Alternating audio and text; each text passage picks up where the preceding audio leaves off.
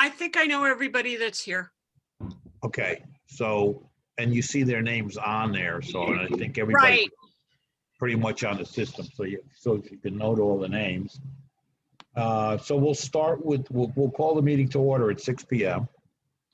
And Tony, why don't you, Pinto, why don't you lead us in the Pledge of Allegiance, please? Absolutely. All right. All right. Pledge allegiance Allegiance to the flag of the United United States of America, and to the to the republic republic for which it which stands, stands one one nation, nation, under God, under God, indivisible, indivisible, with liberty and liberty, justice for all. justice for all. Okay. What a lot of tummy shots. We're gonna go right into the application review portion, and John Pinto, as chairman, has the discretion to move the agenda around to his liking and whatever he feels is most appropriate. So I'll turn the meeting over to you, John. Thanks, John. Well, I thought it was most appropriate as the agenda that I have set was 1, 2, 3, 4, and 5, etc. So without further ado, we have the presence of the DOT for their presentation of the project, the various project assignments they have indicated. I got a letter from Chris Samarachak indicating that they're planning to talk about the vessel relocation and hopefully perhaps the Manresa, use of Manresa Island, and perhaps other considerations for the Walk Bridge project. So perhaps without further ado, John or Chris or Christian, you'd like to take it away? It's going to be myself starting off. Welcome, commission members. This is John Hannafin. I'm the project manager for the Walk Bridge program. We've been meeting the last 3 years regularly. I want to thank the commission in advance for having this opportunity to continue our consultation as we work on this very important project. I think the last time we met was last fall, and I just wanted to recap a couple things that has happened since then. We have conducted a vessel test out in the river with our consulting firms and our contractor, and I think there was members from the commission present. We also have completed a risk safety study of the river in this area where we're going to construct the bridge, and that has been sent out. And the results of both of those items should have been forwarded to the commission and the commission members. Another good point that we've a milestone that the program's completed was we have finished our 100% design, which ended on November 20th of last year. And we have submitted all our permits to all the permitting agencies. So when we put that all together, I think last time we met, the department said that we were going to go out and take a look at all the data and make a decision on what we're going to do with the vessel relocation topic. And like you said, that's a very important topic to not only the department, but to the stakeholders and to the commissions. So after a long, hard study of all the information, taking into account safety as a #1 item, risk reduction and dealing with risk, and operational concerns for the vessels, and not only the vessels, but the program, the project itself, and the river users, the department has made a decision that we're going to go forward and we're going to construct 2 options. Now, I think last time we met, we told you guys that we were looking at a northern option, which is close to where it is today, which is just south of the IMAX Theater. And then we had a southerly option, which was south of the 136 bridge. So based on the review of the data that we've collected, the department, we've decided that we're going to build both locations that could dock either both vessels to the north, both vessels to the south, or we could split the vessels and have one north and one south.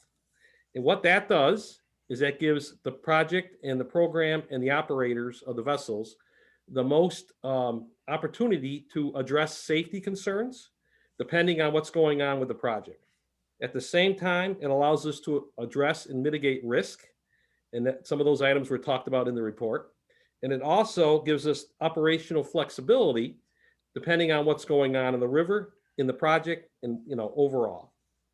So that being said, I wanted to give a brief, have someone give a brief presentation of those 2 options and what we, those 2 construction options for the north option and the south option. And that would be Tony Cirillo would give a brief overview of those plans, if that's okay with you guys. Thanks, John, and good evening, everybody. I've got my background screen on because my office is more of a mess today than usual. I'm going to attempt to share my screen if I could get permission to do so. I think you should be all set. Joe, Okay. that's that. Thank you. There we go.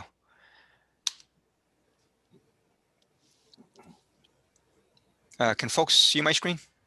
Yes. Okay, I don't normally use Zoom here, so I got about a 50% success rate sharing my screen. So I'm going to go through briefly both locations and as John discussed, and this first graphic here represents the existing location where the boats are moored at the North Water Street parking lot location, and of course on the bottom left there you can see the IMAX to get yourself oriented in the parking lot in the bottom of the sheet. And we're calling this site number 1, previously option A. And what this plan depicts is a single 213-foot concrete floating dock, just like the docks that they have there today. However, in previous scenarios, we were showing taking both of the existing docks, sliding them downstream during construction, and then sliding them back to their original locations. What we're proposing here in the final design is a single dock. And the beauty of this is the vessels would use this dock during construction. They could dock up further downstream than where the boats are moored today. And then there would be no reason to undo this following construction. This would remain in place as a permanent condition.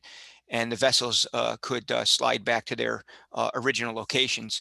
The north end or upstream end of this dock here to the left is precisely the same location where the aquarium vessel dock is situated today.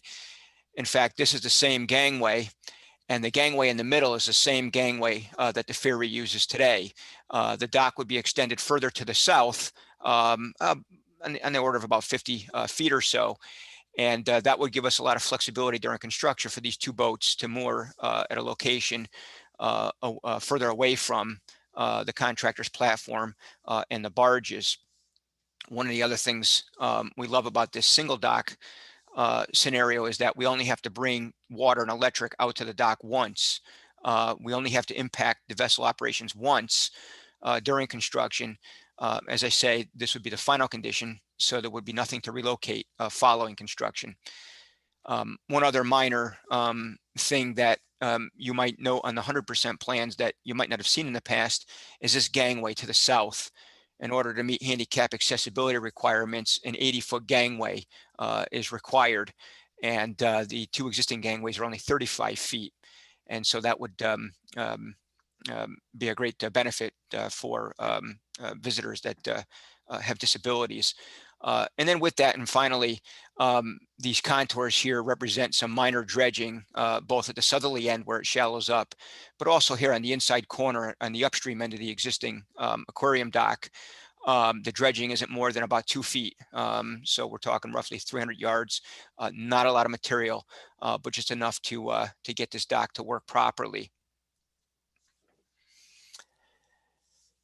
I'll go right down and explain the Site 2 location. I trust you can still see the screen that I'm sharing. This is the second location that John referenced. I assume many, if not all of you, have seen this. This is down at 90 Water Street. So again, we're south of the Washington Street, the 136 bridge. For reference, the Sono Seafood is right over in here. And then, of course, the Harbor Master vessel is right in this area. What we're proposing here is a 165-foot long dock, a single dock, similar arrangement to what we saw upstream, and the two vessels would access the same dock. And again, here you see that 80-foot gangway to meet the handicap accessibility requirements. And then I believe this is a 60-foot, it's a 60-foot gangway.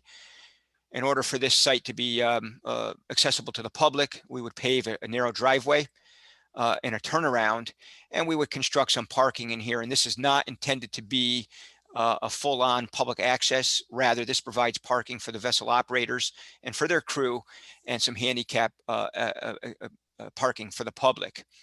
There's a waiting area here with some cover. This is a canopy structure, an outdoor structure to provide shade, protection from the elements, similar to what you have with the gazebo or the proximity to the IMAX today. And then what's shown here is a guard booth, and this would be a place for the operators to ticket on site. And the site would be illuminated. And then, of course, because the contractor will use all these parcels here to the north, parcels 68 and 70, there would be a row of Jersey barriers and a fence here to protect the public and clearly separate the construction activity from the marina use or the marine use. And then what you see exactly is that? Excuse me. I'm sorry, sir. I'm trying to figure out which property that actually is. These are the three parcels, 68, 79, I'm sorry, 68, 70, and 90. This is Elizabeth Street. Right. And there's a sort of a in and out horseshoe entrance here. This is a gravel lot. It's mostly boat storage. And then right here you have the Sono Seafood. I didn't bring up an aerial, the seafood restaurant here. So this is the parcel. This is the fence line between that property and the, so is that Fowler's property? I'm going to defer to somebody else who might know the answer to that. I think that's the Spinnaker property. Yes. Yeah, so that's Fowler, and then Donardo's next to it. So where it does a 90-degree turn, that's onto Donardo's property. Yes, yes. And where is the construction for future Eversource to put their boxes and stuff that they're going to You bury? can see the lines. They're going, Tony, throw them right there. Yeah. Okay, Yeah. so that's the power line. Okay. That's correct. And we understand that the construction of this, and this today, this driveway exists. This is a curb cut across the sidewalk, and this is a curb cut across the sidewalk. Those curb cuts exist. There's no plan to necessarily change the curbs or the sidewalk in this area. We do understand that we have to coordinate with the construction here and here, in particular with the driving of any piles for the dock. And there will be obviously continuing coordination for that. And then finally, I'll just point out that with this arrangement here and trying to service the needs of the operators, we've got some, albeit tight but workable sawtooth bus parking, we call it here, for a couple of school buses to Bring workers in? No, they do have school and sort of field day type of activities, in particular with the aquarium research vessel. And so we were asked to try to accommodate school buses at the location.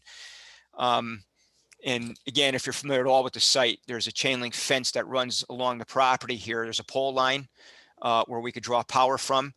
There's a water meter here in the driveway, which we would draw a water line from to service the docks. And this site would become fully functional to the extent I think that the upstream site is. And then finally, there's a small amount of dredging here, probably not 2 feet in depth, to just get the corner of this dock in here and floating. And as John said, both of these would be constructed and then provide a lot of flexibility. And both of these locations were tested. We actually used barges to simulate the placement of the dock here. And we're feeling real confident with the design. So that means no construction and putting components together is going to take place on that property once you do this. You can't do it anymore. This So- portion. Yeah, so I'll take that, Tony. Yep. So right now, we were going to construct the lift spans in front there where the barges, where the vessels are. Yeah, We would on a use- barge. Right, so now that would not happen here. We would still use the remaining property here that's not consumed by the vessel driveway as a land-based laydown area for the project, because we need all the areas to construct the bridge, but we would not be using it from a water-based standpoint. And we would be using Manresa Island to construct the trusses and the current location. John, can I ask you, do you have all your permits in place for the dredging that you're doing? Yes, we Site have A, submitted. Site A and Site B? Yeah, we've submitted our applications right now. And again, just as a point of reference, we have not gotten any information from Eversource with regard to their plans on placing this power line here and, the need for of locating, again, where those, I guess the pilings are going to be. I guess you would have to coordinate that certainly with Eversource if indeed that's the site in which they plan to use. We don't. Yeah, this we is haven't from heard their that yet. plans. This is from their proposal. And my understanding is they're still waiting to submit their plans to their permitting agencies, and they're tweaking or developing whatever they got to do to finalize this. We do give them our schedule. We are coordinating with them, so that's why we have this information. But yeah, we would have to, from a construction standpoint and any design tweaks, we would have to adjust for that. All right. So, but you are coordinating your efforts with their efforts, whatever those efforts are. We have no idea what they are. Yep. Yes, we Okay. are. But you plan now. That's not going to interfere with your plans of going ahead with this dockage. No, we are going forward. Correct. So John, what you're saying then is that you're gonna do both? Yeah, so and here's the thought behind using both. So we looked at all the information. We saw periods of time where, depending on the construction activity, maybe times that aren't as busy in the river, that the northerly location may have advantages to working the vessels from up there. So then we also saw times where we were going to have to not be up there because it's going to be really congested. And based on, using safety as a guideline and as a way of doing some measurement, we felt that the southerly location would be more appropriate. So by building both, it gives us the most flexibility to address those safety concerns and, try to reduce risk mitigation. And I think first blush, it gives us a lot more comfort in what's going to take place because there's options involved based on traffic or events that may be taking place, that those options could be in play. And as long as proper notification is done between all the different agencies and entities, should be sounds like it could be a plan. Okay. John, for my information, what's the status of the Site 1 parking lot? Is that used for construction or is that going to be untouched? No, Site 1 is virtually at times when we got to put a crane together, we have times, we're going to have a need to put the crane together, but the Site 1 parking, the current city parking, the pay lot, that will be available. The thought is most people would park there and walk down. We would sign it appropriately and they would walk down to the site if they had to go down to Site 2 or continue to use Site 1. We are not impacting that on a regular basis. Jeff, you had your hand up. John, I got a couple of questions. Is the proposal you just described for Site 2, is that included in your permit application now, or do you have to adjust it to include that? No, we have included both vessel locations in the permit package. Okay. And then the 68 Water Street, the work that you say you're going to have as a contractor's yard, you don't envision then having to access that or that property from the water to bring in equipment, to bring in materials or to ship materials out? No, that's like I said earlier, we would use this for a land-based water street access point. We would access this lot, what was left, from the street. Land-based.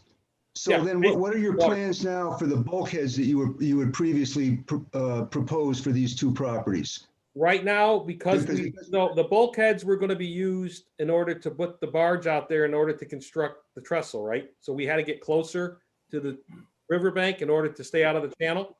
We do not need to build those now. Okay, so that would be removed from that would be removed from the application. Well, I think it's in the application right now still, but it would be not built. It would be not built, so that Don't would they have be issues? substantial cost savings. Right, but doesn't the owner, like Donardo, have issues? There's an outstanding issue that he had to build the bulkhead? I don't know. I'm not handling the right-of-way transaction, but not that I heard of.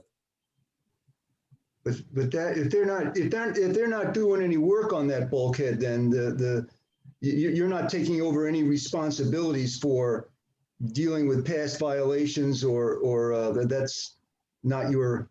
I would guess issue. that would be. You're right. I would guess that would be the right answer. And then the work at Manresa Island that you would now be doing instead of here, do you have the permit application in for that work as well? For any additional work on Manresa Island? Yes, so we were able to get that in our application when we submitted. So that's in the application is dated June 2020, Yes. I believe, is what is the last one that we saw. It's a whole bunch of stuff. I'll just confirm with, I don't know if Chris Yes. is on. That's right.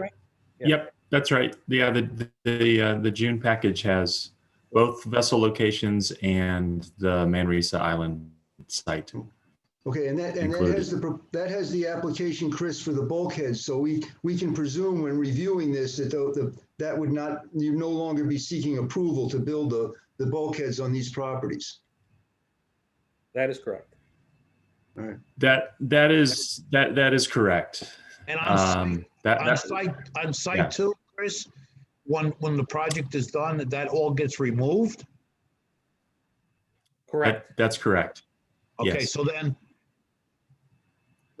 does Donardo get put in the position that he needs to put his bulkhead in, but that he's been in violation with for years now, before you do your work, or he buys himself a bunch of time to do it later? That, John, I don't know my the answer. knowledge, John, there was no plans on him putting in a bulkhead in that area. But he was mandated to do it. He's in violation, and that needed to be repaired, wasn't he? Didn't he have a standing order to get that fixed? Well, That- yeah, we've spent a lot of time researching that, but if what John is saying, just said, is it's no longer DOT's issue. They're not Right. No, I involved with that understand. I anymore. understand that. I understand that. And this outside of our conversation here, I It's guess. outside of the conversation tonight, yeah. It would remain a violation that would have to be addressed, but it's separate from the bridge project is no longer fixing that violation. Okay. Which we feel better about as well, so. Mhm.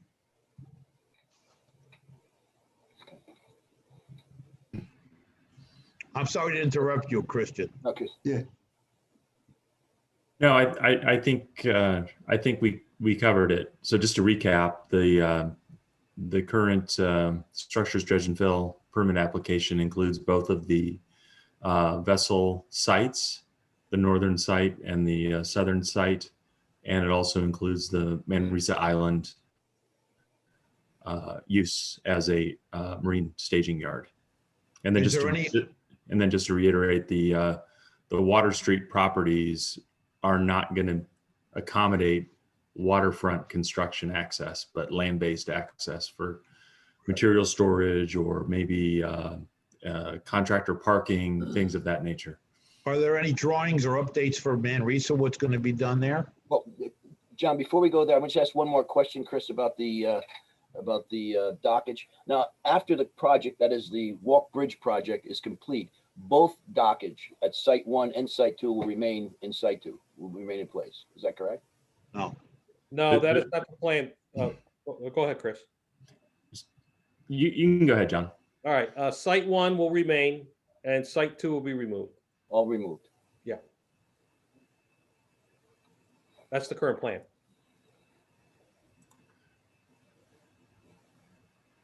Any questions on the dockage? in the best- would include regrading the site, restoring it to sort of a non-developed, or, getting rid of the pavement and all that kind of thing. So everything will be deconstructed. Correct. This is the on land, the pavement and the parking lot area and plus the dockage. Yep. Huh. Jeff, John, one other question, John. Did you say then that the Eversource work has to be completed before you can do the work on this, for the Site 2? No, I think what we're trying to figure out is how to work with them. I mean, we could build some of our stuff. I think there's enough land there for them to build too. I think there's a couple touch points when we build the last couple piles in the river. We'd have to coordinate that with their work. And I think we could start out with the parking lot being partially open, or that circle driveway would have to be coordinated on how that's constructed. Obviously, they got to get part of their infrastructure in before we can get ours completed. But I think there's a way that we could do it in stages to make it work. Yeah. And do you have any sense of when they might be submitting their proposal to the siting council, or is that unknown? I don't know, but I would assume it's soon, in order to meet schedule. That's always been the elusive butterfly, John. I'm sorry. Yeah, I understand. Yeah, and And I don't want to speak for those guys, but I know that. That's why I didn't, I think right now is not the appropriate time. This is all Eversource's responsibility. But so far, as I said, we have not heard hide nor hair anything about their plans, understood. which I think is very troubling as far as I'm concerned. Anyway, does anyone have any questions about the dockage and maneuvering the vessels? Anyone from the commission? John, did you want to discuss the Manresa Island site and what plans are as far as barging, barge dockage, et cetera, placement of the barges and the work being constructed there? Yeah, I think we could do a brief discussion. I mean, right now we plan on using the existing slip to bring in the barges like we've talked about in the past. We would have a couple of barges in there. We would have, one barge to build the truss on, another barge to put the crane on. We would use the land piece, limited area, just for, moving things around, pieces of materials that we had to get lined up in order to get onto the barges, in order to place the pieces. But majority of the work obviously happens on the barges in the water. I mean, the nice piece about that piece of property, like you guys have suggested in the past, was that it's an existing dockage and it's already existing, and it takes all that activity out of the current channel. So it's a win-win, I think, for both both entities. And the deliverance of materials still be landward or waterward? It'll be primarily landward, yeah, based on the meeting discussion that we had. Limited loads. Average was very low, per day, which I think can be easily staged. And you responded to, I think there was several comments about noise abatement, et cetera, during work. Yeah, there was a stakeholder concern, and we have responded back to the stakeholders. And do you have enough space? Are you planning to put any dolphins out in the harbor or do you have enough mooring slots for the barges? I will confer with Chris, but I think we still are having our 3 or 4 spots that we had identified. Chris, can you weigh in on that? Right. Yeah, we still have the 3 barge mooring locations that I think we had reviewed with you previously, still in play. In addition to the use of the Manresa Island slip for the assembly of the main structures for the project, the main span structures. Do you have any idea of how many barges you're going to be needing for that project? Is that going to be sort of an as-need basis with regard to the numbers of barges you'll have in the area? Both either at the Manresa site or perhaps on a series of dolphins in the harbor somewhere, in the mooring area. Yeah, I'd hate to misstate a number. Would that be something we could follow up on? Well, as I said, it'd be interesting to know what the carrying capacity of our harbor is with regard to the number of barges you're going to need. If we could provide that to you at a later date, I think we have it. I just don't have it at our fingertips. No, it's just fine. It's just a consideration, I thought, because as I said, with the boating traffic that we have in the area, plus the number of barges that you might either have unmooring at a dolphin or located at the Manresa plant would certainly be helpful, at least to know that from the standpoint of the Marine Police, the Shellfish Commission, and certainly the Harbor Commission and the Harbor Master.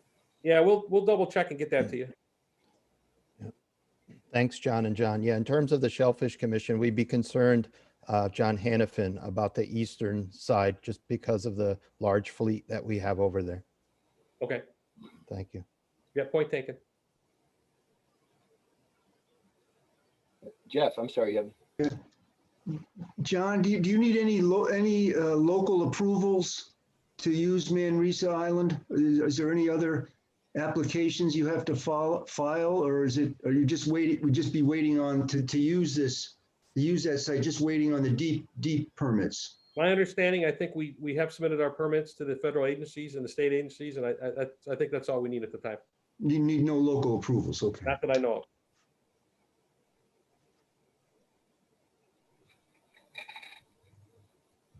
Any of the commission members have any further questions to add, anything to respond to or anything to add? From DOT? No one does, John. I've got another question if you don't mind. Well, this is all About- part of, it's all part of this whole session, Jeff. If it's dealing with, yes, with the, is it dealing with the DOT project, walk project? Yeah, Yeah. about the schedule now that's envisioned for action on this by DEEP. So now everything is in DEEP's hands to act on and decide how to process it, or if additional information is needed, and what's the next step, John? Or what do you envision as the schedule for receiving the permits and having a public notice issued, and whether you've made a decision whether to request a public hearing yourself at the outset of this? Well, my understanding is right now we've submitted to the agencies. We are waiting on them to respond back. I don't want to speak for DEEP on a schedule, but normally they would at some point go to notice, and then they would, the notice period would take place. They'd see what they receive for comments. Same thing with Army Corps and Coast Guard. Our current schedule, based on normal timelines, have us receiving permits later in the summer with a construction timeline of end of the year, fallish of this 2021. If there's any other issues like adjudicatory hearing, which I don't think the department's going to trigger on its own, we would that we'd have to take that into account, and that would delay us if that happened. But right now, that I guess that would push us out to 22, like we said before. We were carrying roughly a year in there if that happened. But right now, we're shooting for the end of this current year, 2021. And so all of the permits to the Coast Guard, the applications to the Coast Guard, the Corps of Engineers, and DEEP are complete from your perspective, and they've been submitted, and you're waiting for those agencies to process them, and you don't anticipate requesting a hearing on your own at this time? No, I don't anticipate that, no. Okay. And John, it's a minor point, but still part of the project. Just as a curiosity, from a number standpoint, with regard to the Neptune Boat Club, the side of Neptune Boat Club, with the area that you would first envisioned using as a staging area. I know there was that 4 Point Street relic site that is still there. Have you? I don't know. What are the plans as far as working in that area, or are you not using that area at all on that side of the bridge? No, we have an agreement with the Federal Transit Authority to address that area, and then once it's addressed, we can use it for the program. I see.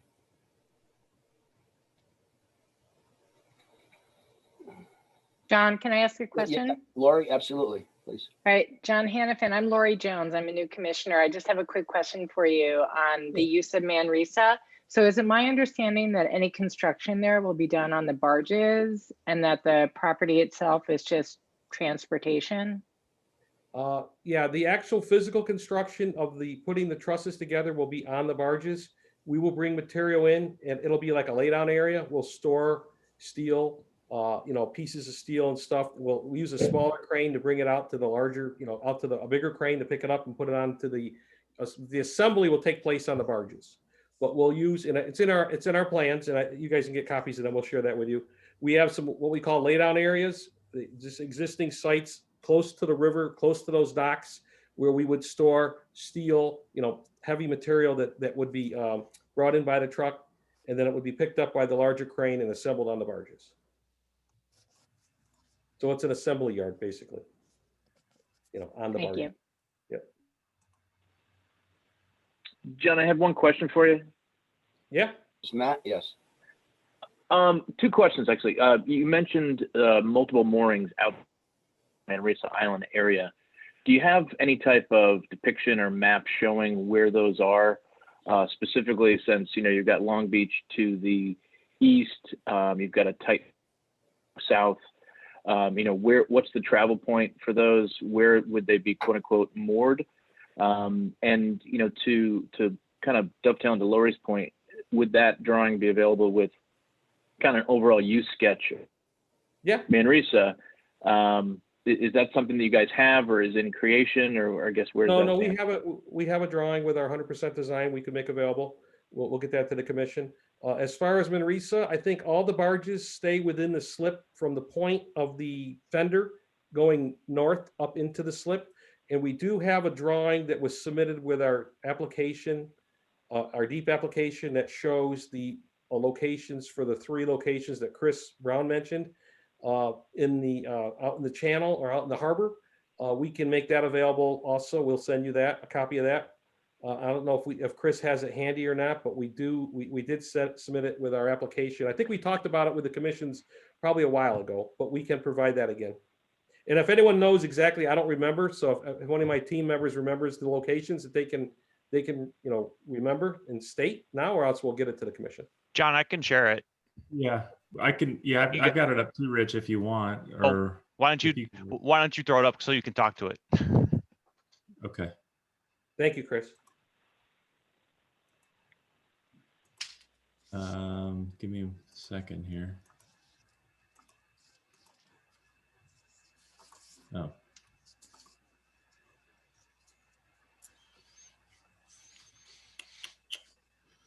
Let's see.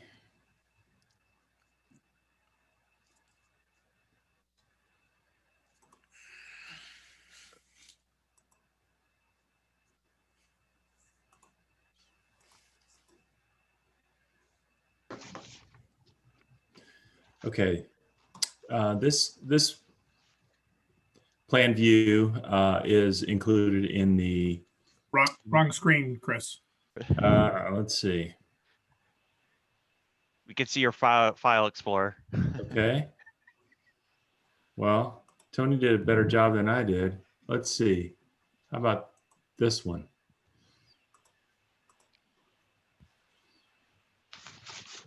Perfect. There you go. Okay, so this plan view is included in the application package itself and shows the 3 locations on the map here of the harbor. And I'll zoom in here so we can take a look at where this first location is near Greens Ledge Lighthouse. So let me get oriented here because this is a weird view because it's with north is pointing to the right.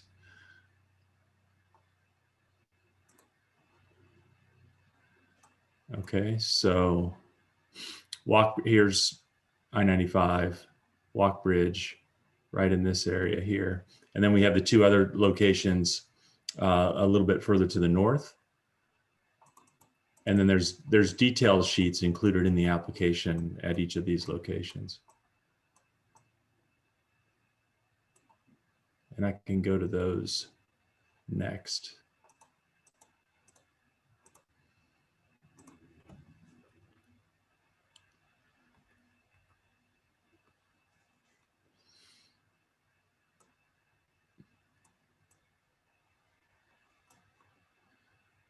So this detail shows essentially approximate barge storage locations at, let me see, which one is this? This is at the northern location, yeah.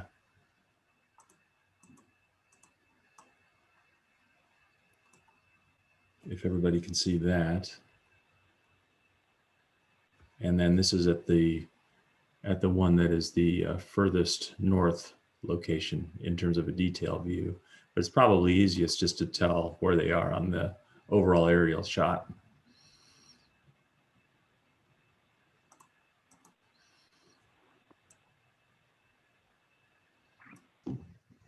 So these are the designated locations for the barge mooring locations, and we can follow up with the number of anticipated barges that would be situated at any one time. Chris, I think we'll have to anticipate having a night lighting on these beyond what's required by navigational rules, because There's a lot of traffic in some of these areas at night. Some of it goes very fast, and you kind of remember what happened in the Hudson River with the guys running into the barge. Right. Right. Yep. No question. Yeah. All U.S. Coast Guard required lighting will be part of any mooring that goes on at these locations, as well as any barges that might be in the vicinity of the actual bridge itself during any nighttime work. Yeah, my point Do is. you plan on having that CA 11-3? And I think this is what Alan was talking about, is that square on the southern edge of the harbor. Not that one, the other. Oh, this one here? Yeah, that's the other one. That's just of a major concern for me because it's directly across from a large flat. It's got traffic coming in from, Rex Marine, South Norfolk Boat Club. It's got East Basin traffic. It's got fishermen netting bunker from, April until August. It's a pretty jam-packed space, and, living in vision of that area, it's 24/7. Yeah. Okay.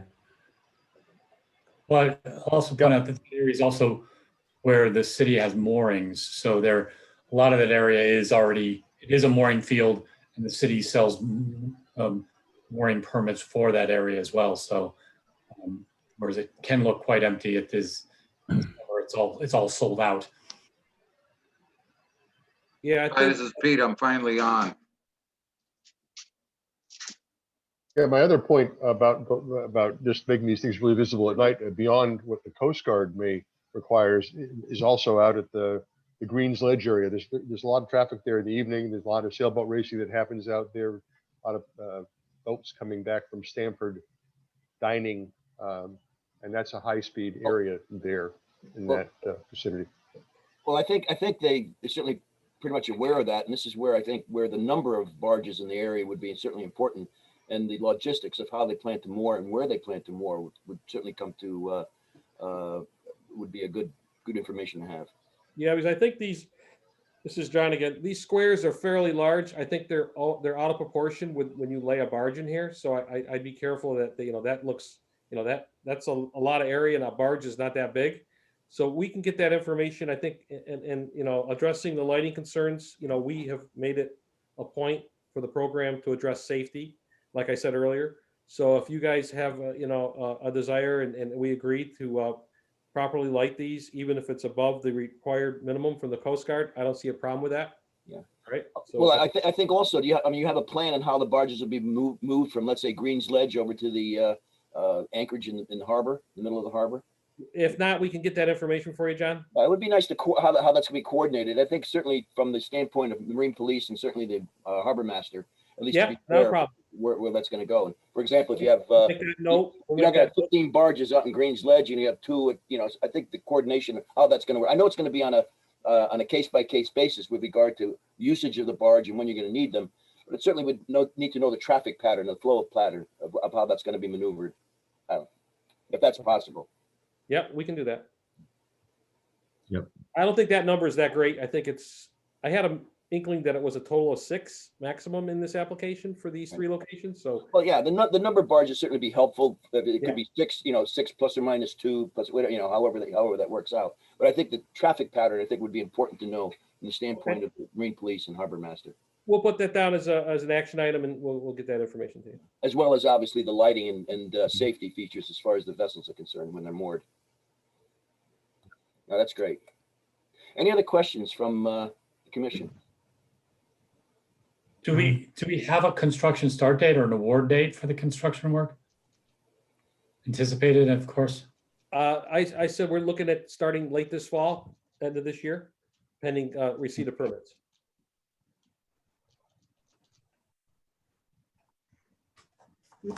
Just a couple of things, John, if I might. Jeff, please. John, so looking at the title blocks on these drawings, so the barge locations you're showing here, those are part of your submitted state and federal permit applications? Yes. Correct. Okay, so, but we haven't we haven't heard yet from the harbor master, or the deputy harbor master. So your proposal tonight about the site 1 and site 2 and the mooring locations, we're going to want to have we'll want to have a discussion with both the harbor master and the deputy harbor master to get any comments that they may have about these as well. Fine, if you have any additional questions, yeah, we can, we'll get you All right. answers. All right. I think after we get the information, Jeff, from them with regard to the number of vessels, the maneuvering of the vessels, I think the harbor master and deputy harbor master should certainly, and the harbor marine police should certainly chime in as far as. And also the vessel relocation aspect too, John, the That's site correct. 1 and 2. Right, that's correct, yes.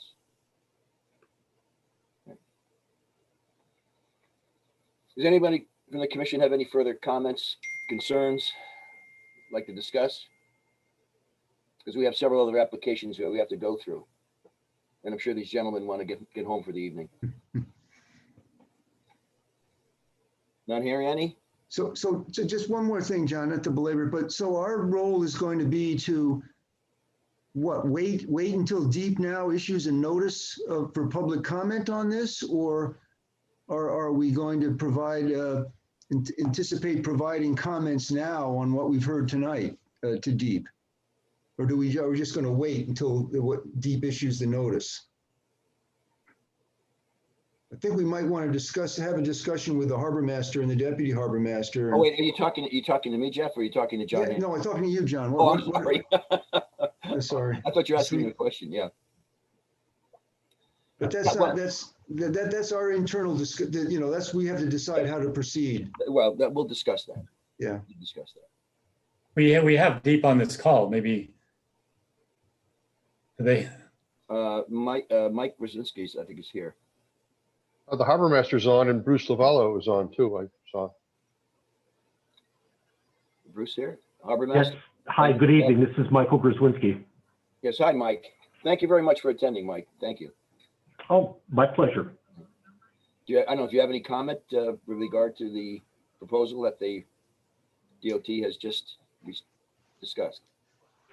So again, the application, just to sort of clarify and reiterate, the application is currently before me. I've got a few large projects that I'm juggling concurrently, this being one of them, and there's another project in the southeast in New London that's currently heating up. So I'm trying to, when I have a moment from one, I'm looking at the other and vice versa. So it is certainly my intent to conduct a timely review of the application. Obviously, between all of us here, we have a great open communication. So certainly if there are any questions or concerns that I have, I will certainly share them immediately with the Department of Transportation. And certainly it's a benefit for me to be able to sort of listen to your process and to try to understand your concerns, and obviously to make sure that those concerns have been addressed within the application materials. Okay, thank you. All right, I think Greg Scully here is our harbor master. Greg, did you have any comment you wanted to make? Greg?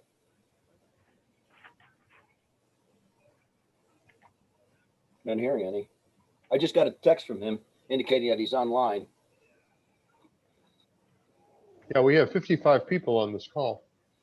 He may be muted and doesn't know it. He doesn't show muted, but He doesn't know. and he is online. Greg? All right. Mike Silva, from Marine Police, do you have any issues or any comments you would like to make? I'd like to see Okay. information when the commission gets it, and so I can pass it along to Pete. I did notice that things tightened up quite a bit when we were laying down the cable, as far as things going smoothly. So that's on the plus side. Yeah, apparently Greg has been trying to get through as well. He says, I don't know why You can't hear me. He's not muted. I'm not sure if it's the mic or it's response here. Let's see. Michelle, would you be able to help the harbor master communicate? He's on.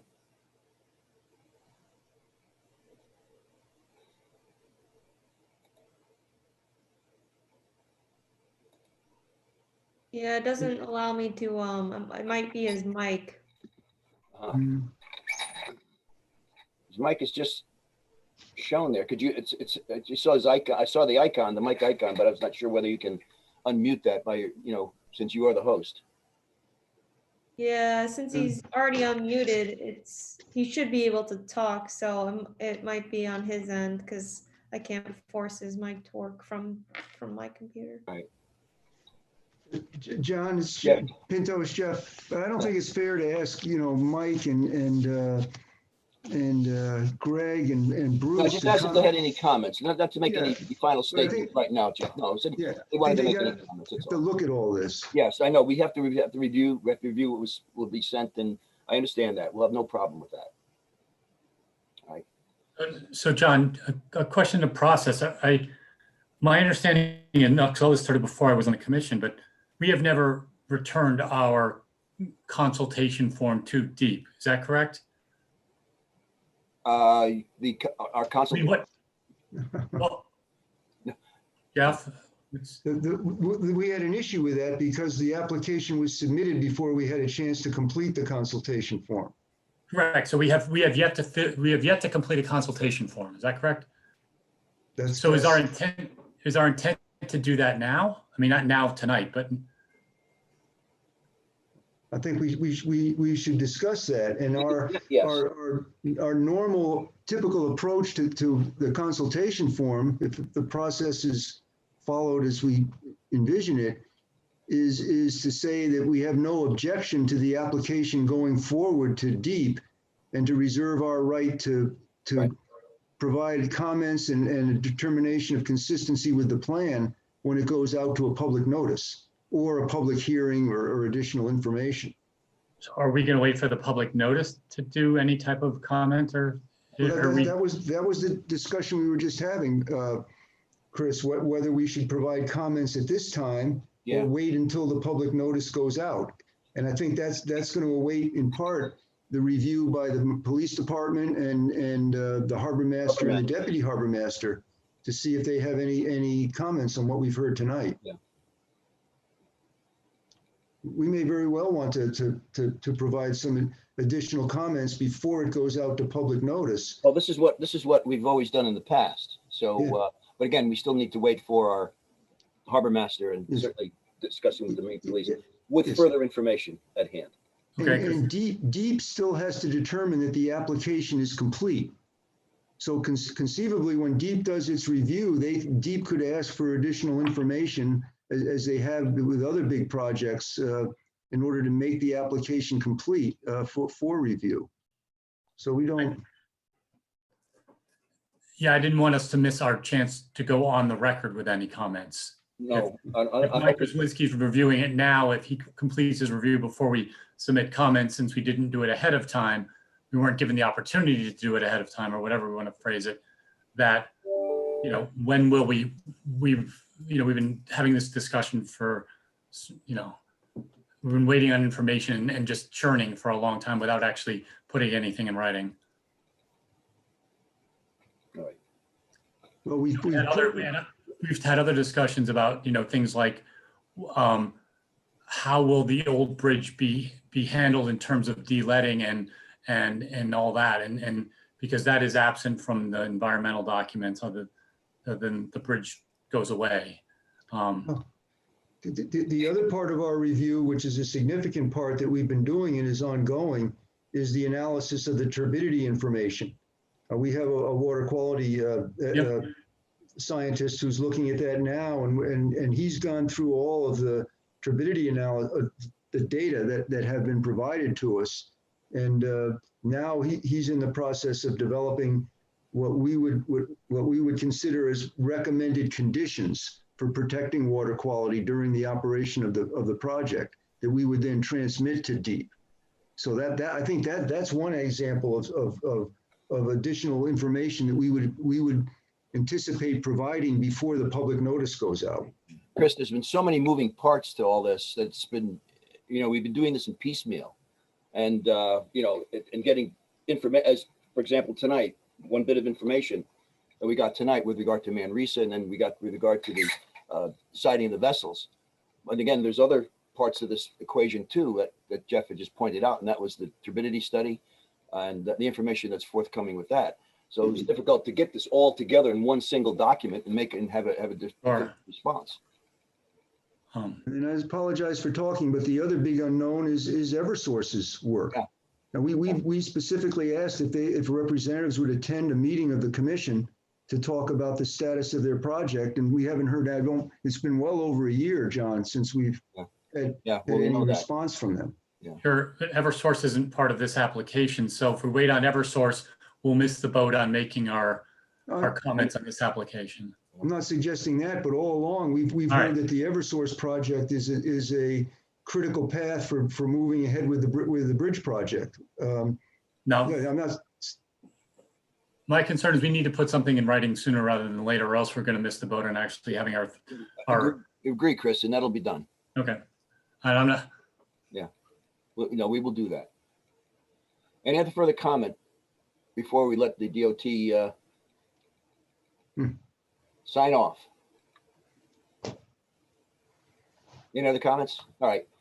We're not hearing any. We'll move forward. John and Chris and the gang, I thank you very much. Yeah, thank you. Yeah, Tony, very nice presentation. Thank you very much for that information. All right. And we'll definitely be in touch. I'd like to thank the commission for being Devin, able thank you. to present tonight. Thank you. Yeah, be well, John. Bye-bye. All right, everyone. Take care. Great. All right, we'll continue with our application review. Good to see everybody again. Take care, guys. We have our next application, which is 15 Pine Point, which is it's a COP application. It's a Roten Point Club Inc. is the applicant, and they propose to rebuild, repair and maintain a jetty in place at the project site. What the applicant proposes to do is to chip out and repoint the existing deteriorated mortar along the length of the jetty and repatch the areas where mortar has been removed. The existing stones have been displaced, will be reset along the jetty, and about 10% of the stone will be imported to fill in the voids that were there now. They have a sandy layer on top of the jetty, and that will be will have an underlay of this geotextile material, and the applicant requests that its elevation of 1 foot higher than the past authorization be maintained. And the work on the jetty, they point out, will be completed using a land-based crane, dump trucks, and bulldozers. And I think Chris Eggert, Chris is here from representing the applicant. I think, Chris, would you want to give any comment about that project? Yeah, hi, good afternoon.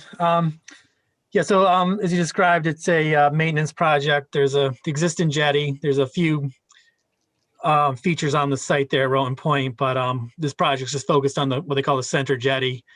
And I can share some photos or plans if it helps, but we want to show them up there. Yeah, they're very straightforward. Yeah, but so essentially we're just looking to maintain what's there, kind of repoint the stone, level out the top surface, which is kind of like a beach sand up on top of the jetty used for recreation and club activities, and chink in and fill in. The biggest concern is, gaps in the stone and mortar work, just doing a maintenance update to keep that stonework tight and stable. And then there's a revetment kind of around the toe of the jetty, and to groom and just maintain that stonework in there as well.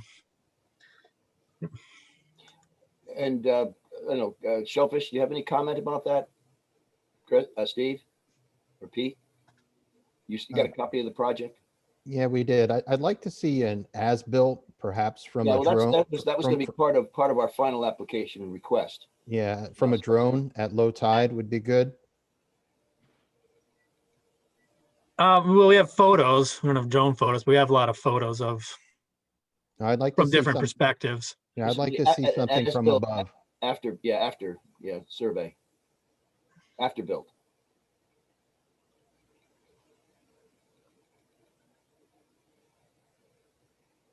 Chris? Yeah, I mean, we'll comply with the permit terms as they're developed with DEEP. Yeah, if there's a specific thing you guys are looking for in those photos, I mean, we could, I would think we have enough information to answer it, but, you know. Any commission members have any questions about the project? Looks fairly straightforward. As I said, everything is going to be done landward. So again, I don't know if any coordination would be needed with the mooring of any vessels, of any barges or anything, that you're not going to be doing any work out on the water where everything is being done landward. Right. Yeah. And as far as the increase in height, you wanted to maintain, now that was for part of the previous application to expand the height of that 1 foot above. There's a discrepancy in some of the old plans and we just want to maintain it to what it is now.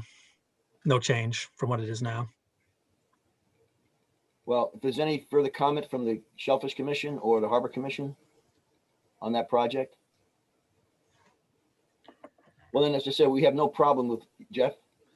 Wouldn't the finding be that this is consistent with the harbor management plan, and which supports the timely maintenance and repair of existing shore protection structures, and that the condition would be that appropriate best management practices are applied to avoid adverse construction impacts during the work on in the harbor?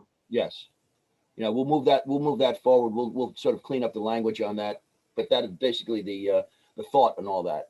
John, as we've done in the past, as we move along in the meetings, let's put these proposals forward. You made that as a motion. Yes, we'll put that as a motion, as I said. Yeah. Okay, and if we can get a second to that motion and vote on it, please. Alan? Alan seconds that? Okay. Okay, all in favor? Commission members in favor? Aye. Aye. We have Opposed? Sustained? So moved. So moved. Okay. Thank you very much, guys. So we'll move forward with that application. Thank you very much. Thank you very much, Chris. Ron, thank you, guys. Okay. And the next project is at 31 Commerce Street. This is a Divine Brothers COP dredging application, and what the applicant proposes to conduct maintenance dredging of about 12,000 cubic yards thereabouts to a -8 foot mean low water depth. Accordingly, they're going to be planning to remove about 1,600 cubic yards of mud, sand, and gravel, and that will be used and disposed of upland. I said the dredging will be done by an upland excavator and dewatered on site. And the gravel consists of approximately, I think, they talk here about 500 cubic yards, 550 cubic yards of trap rock that will be screened from the rest of the material, rinsed, and then repurposed. The remaining dewatered material will be tested as necessary for disposal at a appropriate off-site location. And I think this is Mr. Hills. Yes. Hi, good evening. See how lucky they are. We have to take our stuff out to cat cells. They repurpose it and sell it. Well, that's all. Before you start talking about lucky. No, most of it's spillage. Most of it's spillage from over the years that's come off the barges as they're moving it off the barge. Actually, guys, a lot of it is just the freshwater outflow going into the berth basin. Mm-hmm. I was actually pretty surprised by the kind of the ratio, if you will, of the organics versus the trap rock, because the last time we did this, which was back in, I'd say early 2000, like 2001, it was mostly sand and trap rock.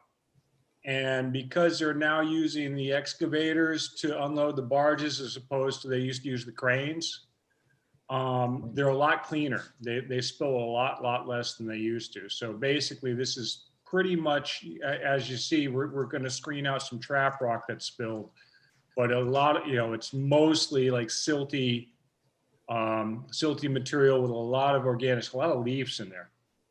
I guess from that area. Well, they've pretty much kept that area dredged, especially with the barges coming in. Let me ask you a question, John, with regard to disposal, off-site disposal. Have you gotten plans set up for that? Yeah, that was the big long lead time, John. What we needed to do is find basically an off-site disposal site that would consider it. And that's pretty much the Manchester dump, the landfill. And I don't know if you guys are familiar with the procedure, but what happens is that you actually have to go through approved contractors who are authorized to take material to Manchester. And basically you have to go, there's a middleman involved for lack of a better term. So once DEP looked at this and said, okay, where are you taking it?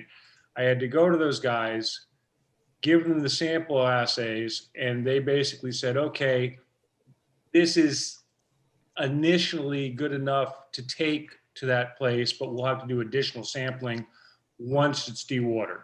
Yeah, well, I don't blame him for that. Are you familiar with the Fairfield issue? Yep. Well, Fairfield, yeah, I think they're going up for litigation next week. A lot of people are being brought up on certainly charges of disposing contaminated material on school fields and ball fields, et cetera. So anyway, yeah, I'm sure they're very skittish about all this right now. So, Exactly. So all right, so you got all that in place. Okay. Yeah. What will happen is that basically the material will be dredged and dewatered on site as per the plans. The trap rock will be screened out.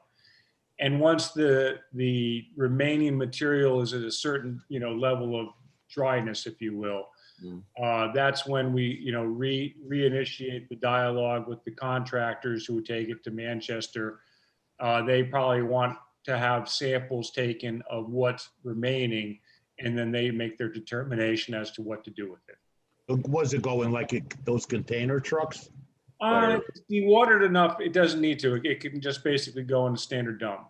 How about the staging? When you're removing it, you're going to stage it on Divine property, correct? Exactly. There's plenty of room there to do that. So no, I know that they have the room, but is there going to be any? Because it's going to come out wet and it's going to be water that's going to be running off. Right. Is there a way that they're going to contain that?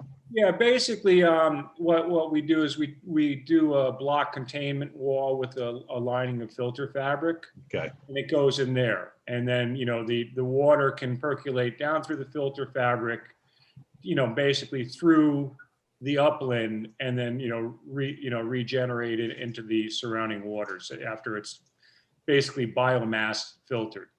Are you going to be using a boom around the dredged area, John, while you do the? I don't think so, John. Just because it's not really that big a turbidity issue. I mean, if you dip a bucket in there, it's pretty clean. And I mean, particularly if you do it at a lower tide, you're not really entering a big water column issue.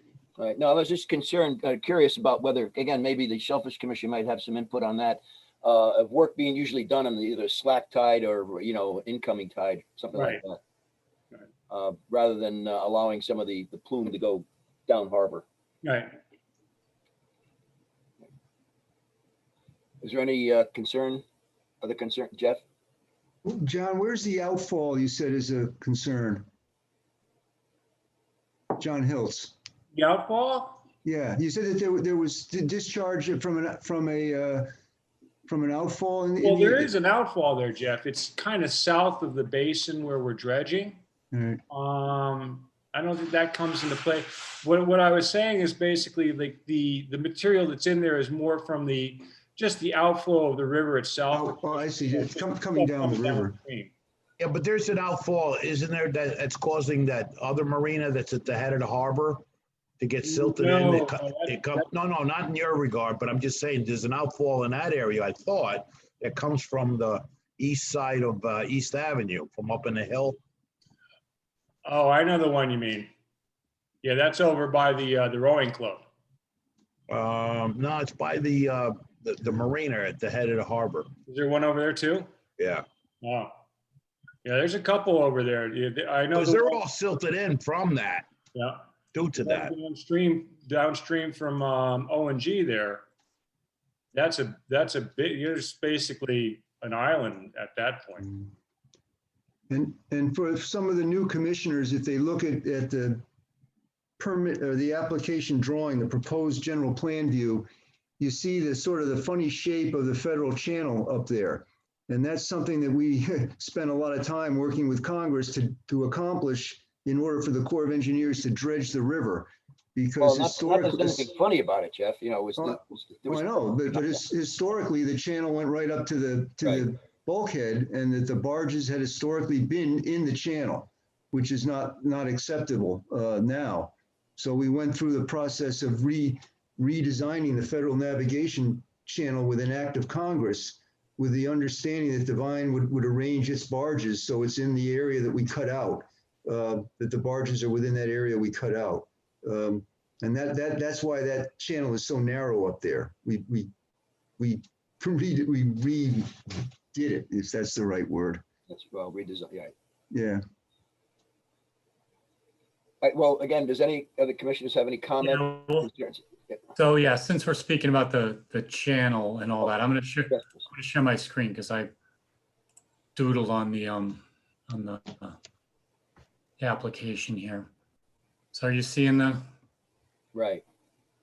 Right. So you've dashed in your proposed dredge area, which extends something like 7 feet into the federal channel. Mm-hmm. All well and good, but in fact, you know, whether this is sedimentation or overspill or whatever, it also is filled in.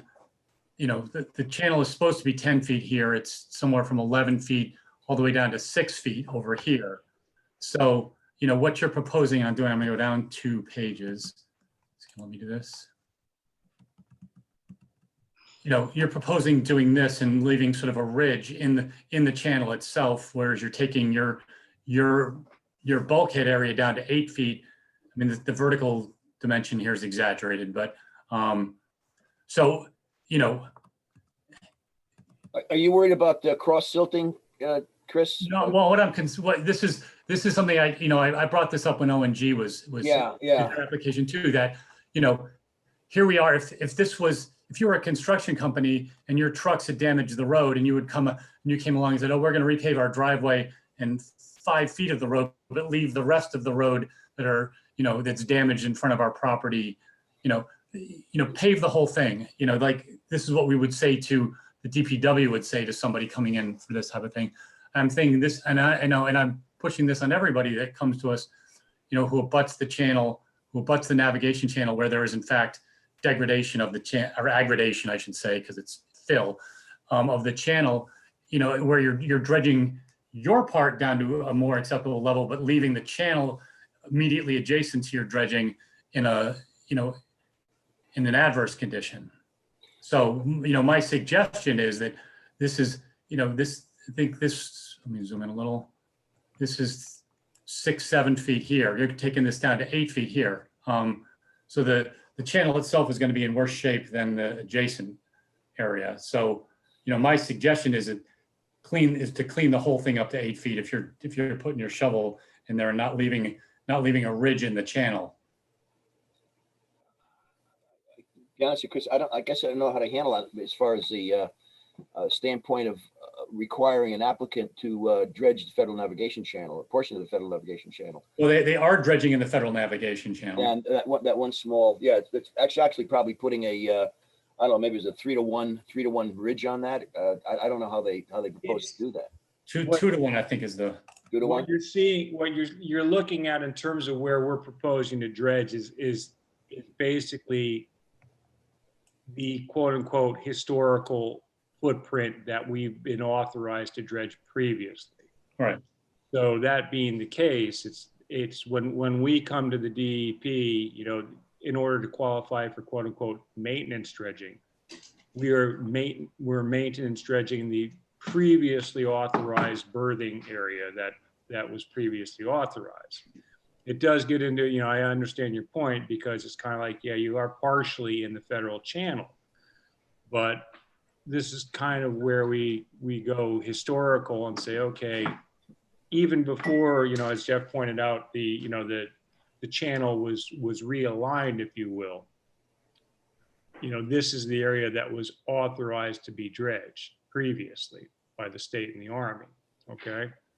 So that being the case, unless we went for a dredging permit, a full permit to do additional dredging, we can't go beyond the boundaries of our previously maintained dredging area. That's why we are where we are. All right. Again, I understand what you're saying, Chris. Again, I don't know how we as a commission right now can address that unless we have a separate discussion at a later time. Because again, I don't know how much how much Divine Brothers has been contributory toward the settlement in that blue area that you notice right there. I mean, if they have, I would imagine that they would be responsible for remediating. But again, they have a permit, they have a COP, and I guess that's what they plan to follow. A previous. John, I think Jeff wanted to weigh in. Oh yes, I'm sorry. Yeah, to John Hiltz, when the barges are brought up to the facility, John, and the tugs bring them up, they operate in that main part of the channel to turn around and bring in the full barges. I mean, So they're- wouldn't that indicate that there isn't a problem in the channel with the depths? You know what I mean? They bring them. I mean, they come in on, obviously, Jeff, they come in with full barges on high tide. Yeah, all right, you're right, yeah. You know, so I mean, but that being said, the barges, yeah, they can draw 12 feet, you know? So, I mean, I don't think that there's an issue per se, you know, with them getting in and out of there. And to kind of touch on what John Pino just mentioned, it's like, if you think about it, if we're offloading basically in from the exterior of that footprint, it's doubtful, and I mean, I can't guarantee this, but it's kind of doubtful that any material coming off the barges is contributing to the silting in that blue area, the darker blue area, because really the spillage that does occurs landward of the barge. You know what I'm saying? So right next to the bulkhead. You said, exactly. So that's typically where you get these kind of problems.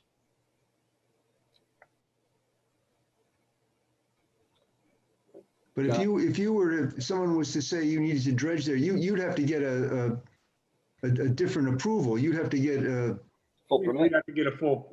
You'd have to get a full permit and deal with the Corps of Engineers. Right.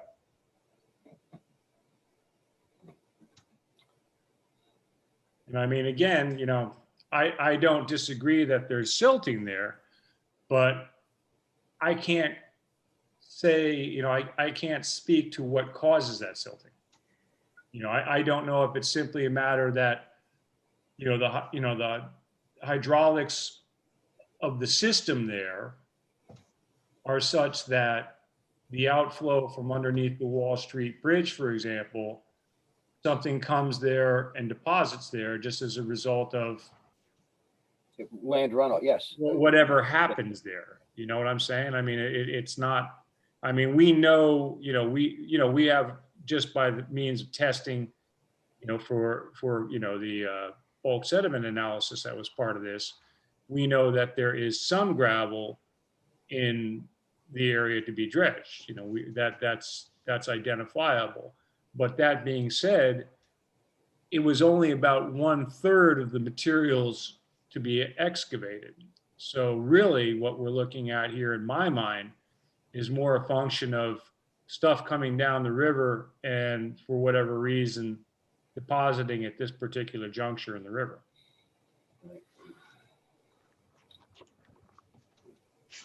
John, did you have a comment? I see a hand up, or is that just John Roman? Let me ask, what No, depth? I'm good. I'm just smoking. Oh, sorry.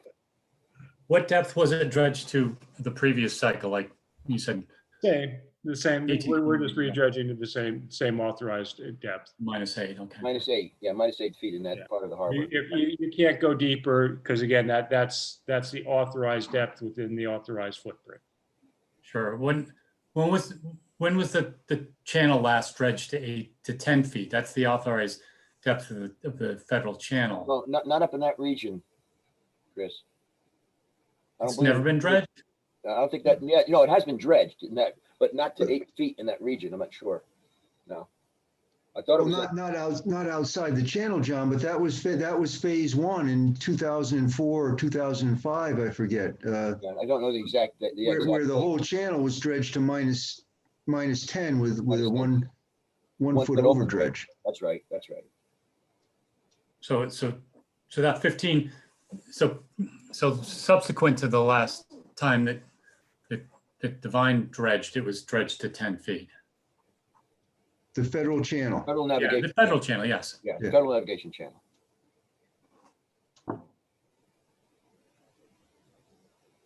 Well, if they're not authorized to dredge outside of the the dash line that they show with the northings and eastings, then they can't. I'm not gonna. Well, well, that's what I'm saying. It becomes a moot point right now. I understand your concern, Chris. As far as and that also with the comment that you made with regard to the O&G project. But right now they're just putting in a COP for just this particular footprint that they have a previous COP for. And it's maintenance dredging. It's not like it's maintenance dredging. Right. It's okay. Now I'm going to dredge because I have a different use for it. It's just maintenance. All right. Any other commissioners have any further comment? Shellfish Commission. All right. Well, we can move forward with a proposal or for a recommendation. Now, this is a pre-application or just no. This is COP. This COP is final. So then put a motion forward, John. Yeah. With standard language. Yeah. Then I certainly that it confers with the harbor management plan, and again, we have no problem with them moving forward with the project, providing again the same best management practices, et cetera, with regard to management of water outflow, et cetera, on the with regard to the dredging, and that should suffice with any other language that's necessary that's standard and normal. Is there a second to that motion? I'll second. Thank you, Alan. Okay. Again, I don't know if we need any, if they're going to be, no, I don't think we have any need of concern for any other vessels, let's say Marine Police, et cetera, Harbor Master to be concerned because they're being dredging from on land. They're using an on-land excavator. Right. So yeah. there's no waterwood. No waterwood activity. So then we'll move forward with that recommendation. Right. Any objections to the application? Abstentions to the application? So moved. All right. Thank you very much, guys. So we'll go ahead with that. We'll complete that application. All right, the next application is Adcb Avenue. It's a COP. The applicant proposes to rebuild and elevated by 1 foot. Now that's a new elevation that is to a total of 4.8 feet. An existing seawall located along the northern and western boundaries of the property. Existing stone and timber will be removed using an upland excavator. New concrete block or steel sheathing will be used for reconstruction. And as I pointed out, this proposal, except for the new wall elevation, was authorized in a previous COP, and I've listed that here from 2016, but it was not implemented. So what they're doing now is going forward with that particular project. So they did not previously, when the application was originally put in 2016, complete the rebuilding and refurbishing of the stone boundaries. The northern western side. John, did they get extensions? That I don't know. Or they're not necessary. I would think that they were. A permit from deep is Tom Ryder is here. Is Tom Ryder still here? Yes, I am. Oh, Tom, would you like to comment on that? Well, first of all, yes, Tom Ryder from Lamtech. Well, what I do want to point out is that we have a permit in 2017, which included elevation of the walls. That included all of that as well. So we are doing basically exactly what we originally got approval for in 2017. But to answer your question, the property just wasn't done. They came to us and said, hey, we forgot, we didn't get this. When would the permit expired? I said the permit expired a long ago. It was no longer able to get extensions. So we submitted a new application to the DEP, basically asking for the same thing. And we're currently in that process.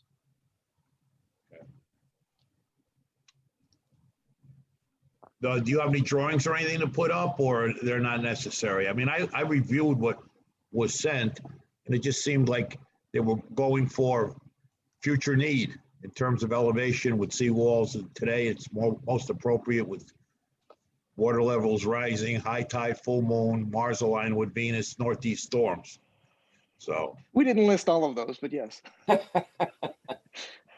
But no, I don't have any. I don't have any plans. I was not planning on attending this. This was a COP.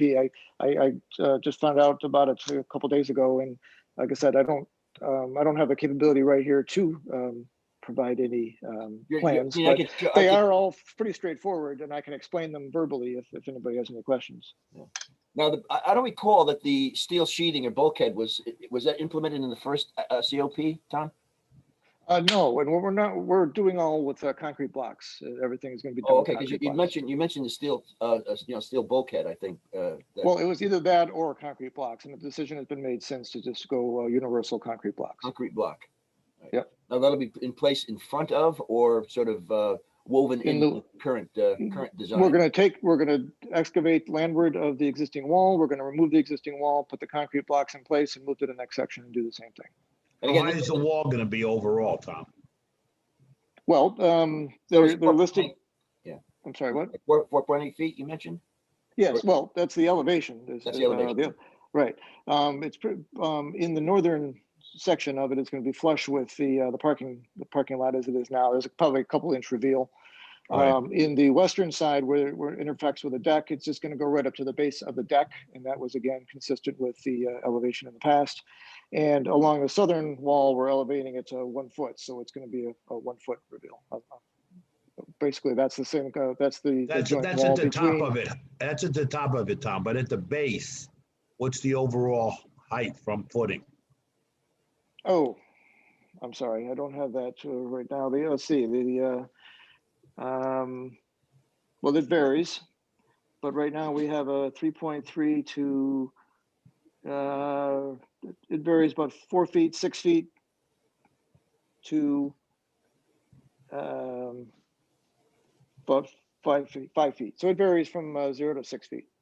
Okay. 5 feet. So, but there is a requirement once you go over a certain amount of feet, and I think it could be 4 or 5, depending on the building regulation, that it has to be more substantial. And as long as it meets the code requirement for normal, because of the pressures coming landward, pushing that to eliminate the need or the.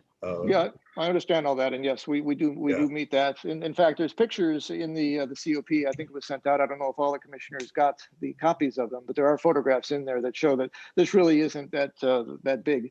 Probably the biggest section probably is on the northern section just north of the building. The area under the deck is like 3.5 feet, and the area by the building to the south is only like 3.5 feet as well. The largest From section. our standpoint and the city standpoint, was the walls engineered and stamped? Yes. Okay, then that's the wall. Okay. Just Jeff, yeah.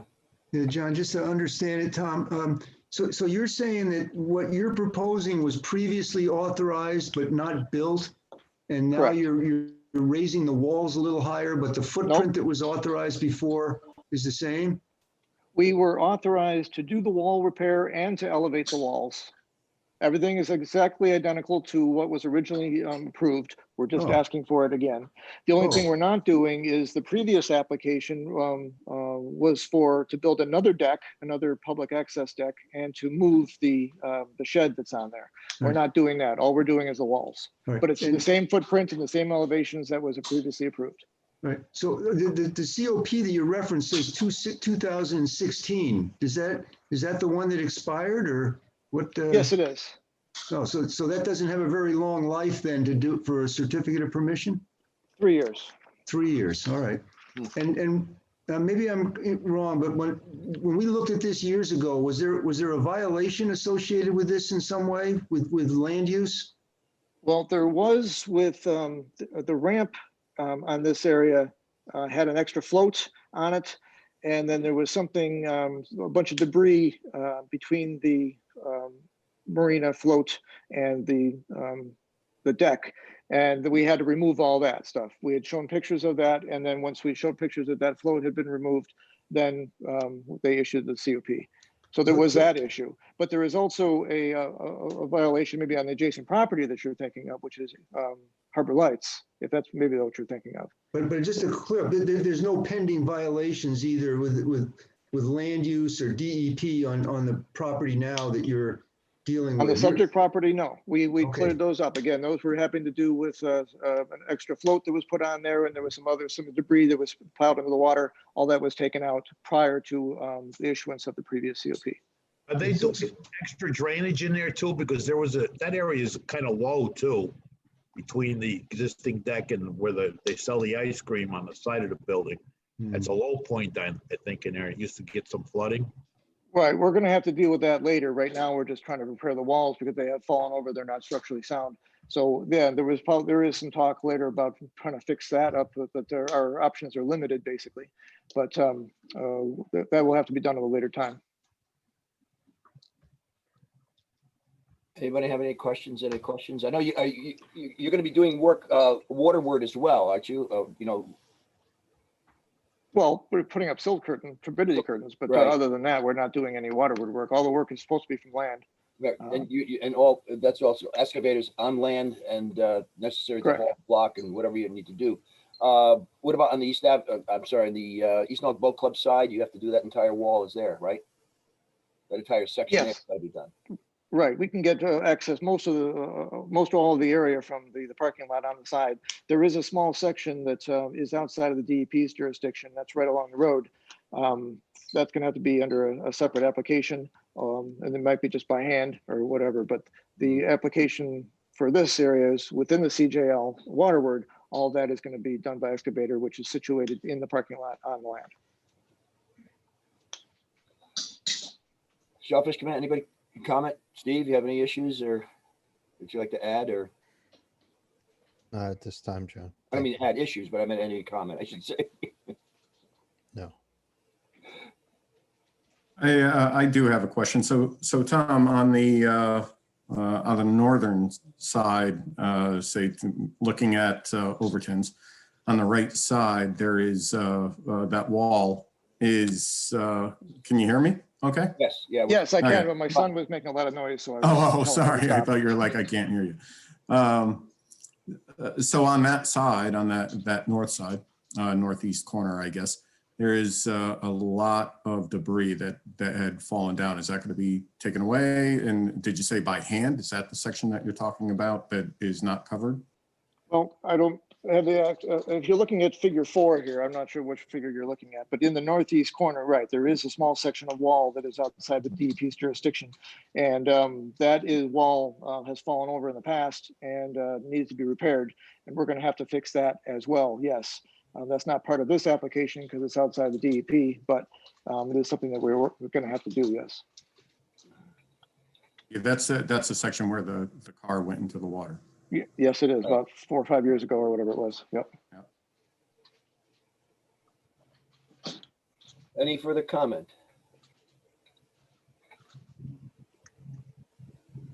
All right, well, from the standpoint of a proposal, I think we can move forward with our certainly previous comment that we had from several years back, that we have certainly no objection to the moving forward with the project, and it certainly meets the harbor management plans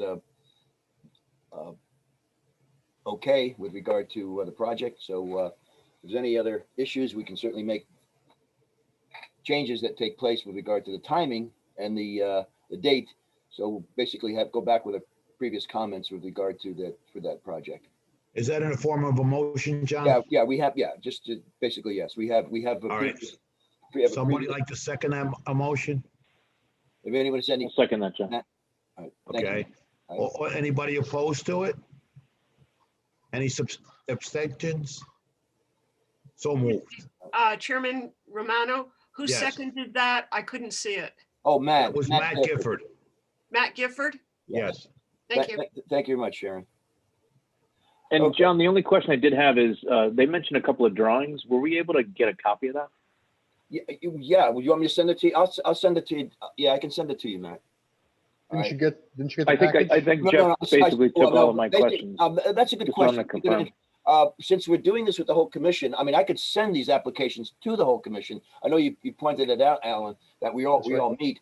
But I wanted to, well, again, if all the commission wants to receive all of the applications, I will put everyone's name on that, for now. And I think for expediency and transparency and everybody getting themselves up to speed prior to the meeting or developing their questions prior to meeting, that would be the way to go. I thought we were doing it, but No, apparently. no. We were doing this as a separate application review, and I was sending out these applications to the application review committee members. No, I understand that, but now we're in Zoom mode, which puts a whole Right, different. it puts another spin on what we're doing. So, Right, and our meeting is a combined meeting, all so. right, so what I will do is all the commission members will receive all of the applications as we move forward. Correct. All right. Does Thank anybody you. have any, the commission members have any problem with that?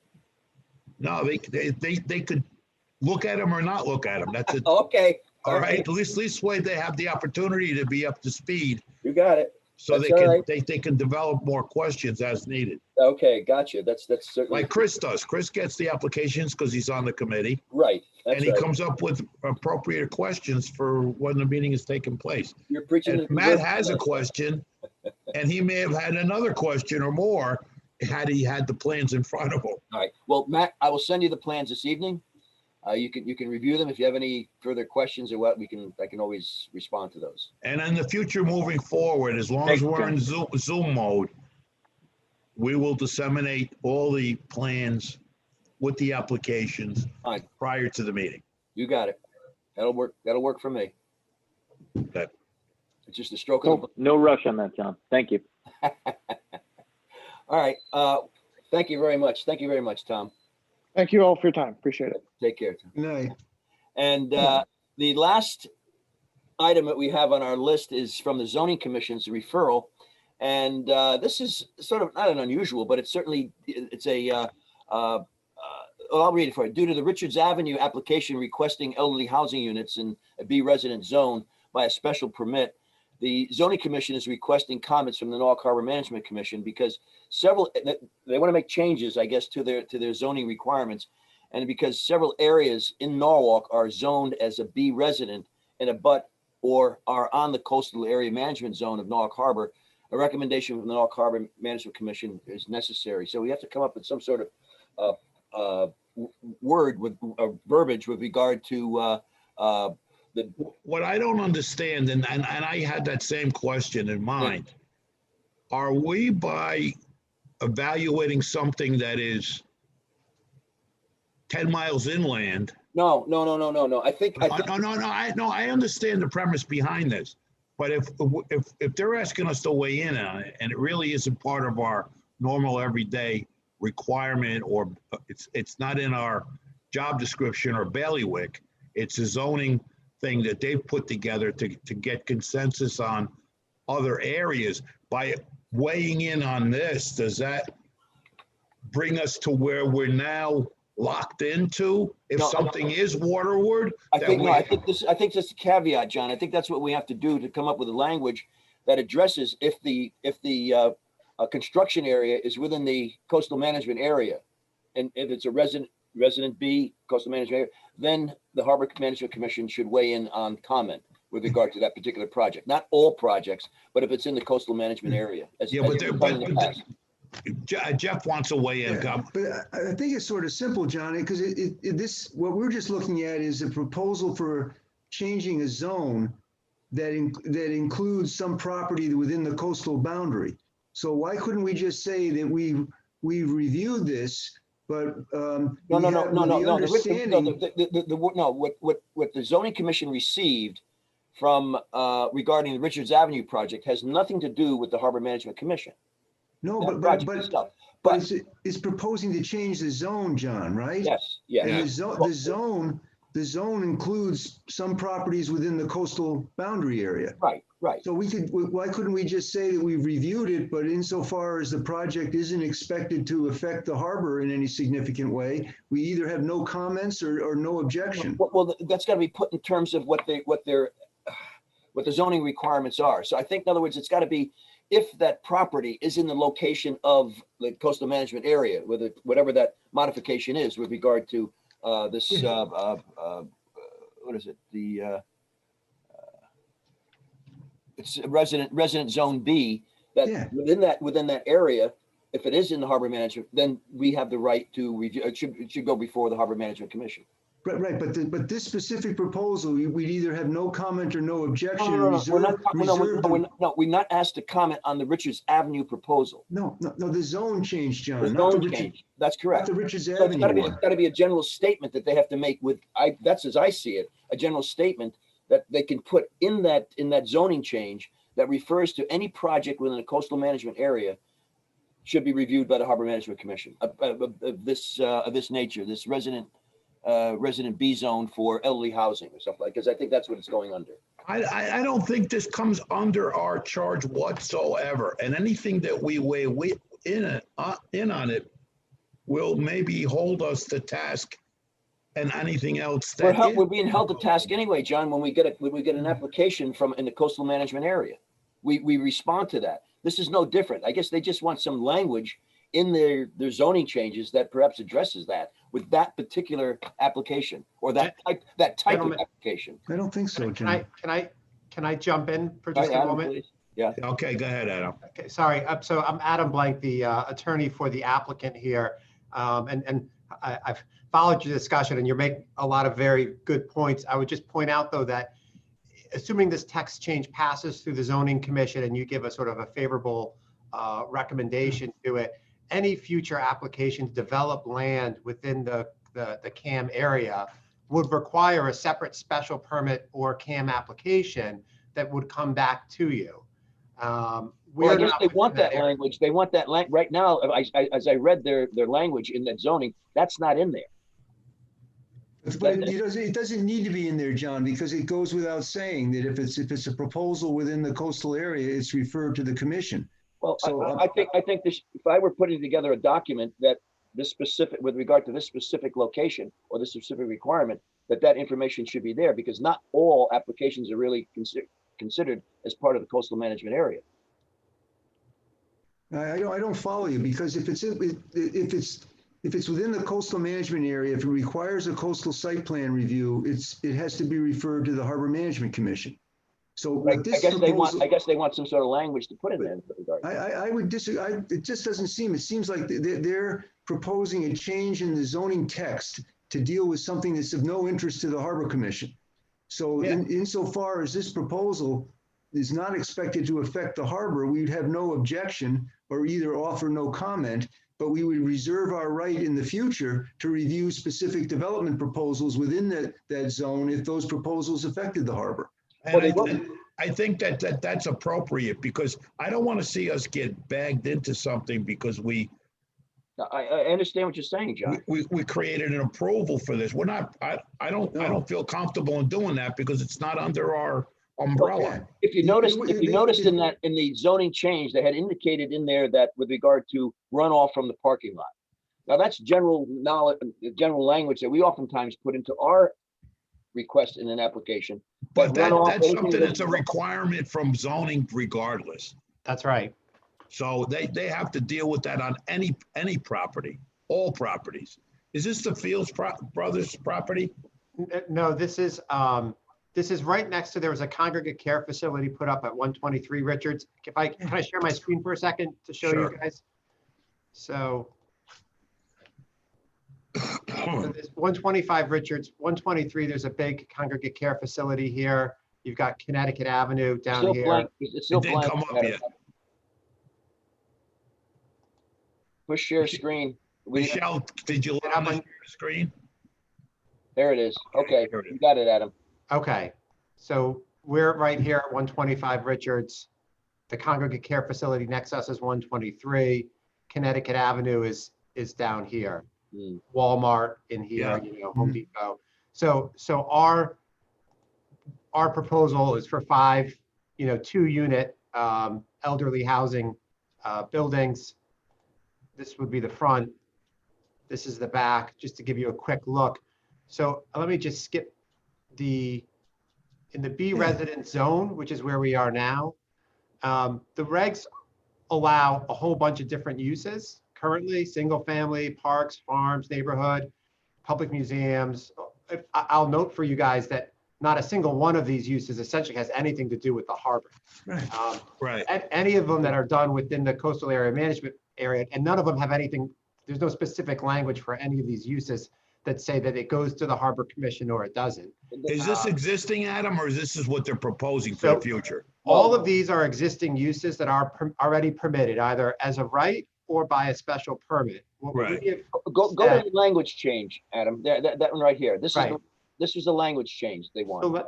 right, the language change, we'd like, elderly housing unit is actually a term that they use already in the zoning language, but it's not allowed in the B zone.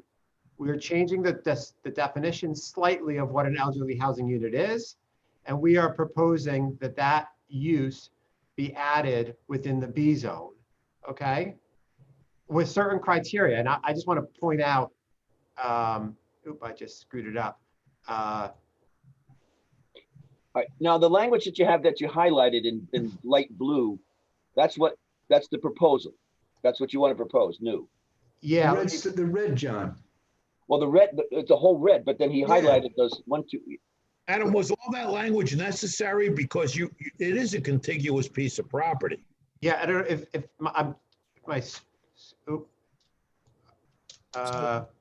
Michelle, can I try to share again?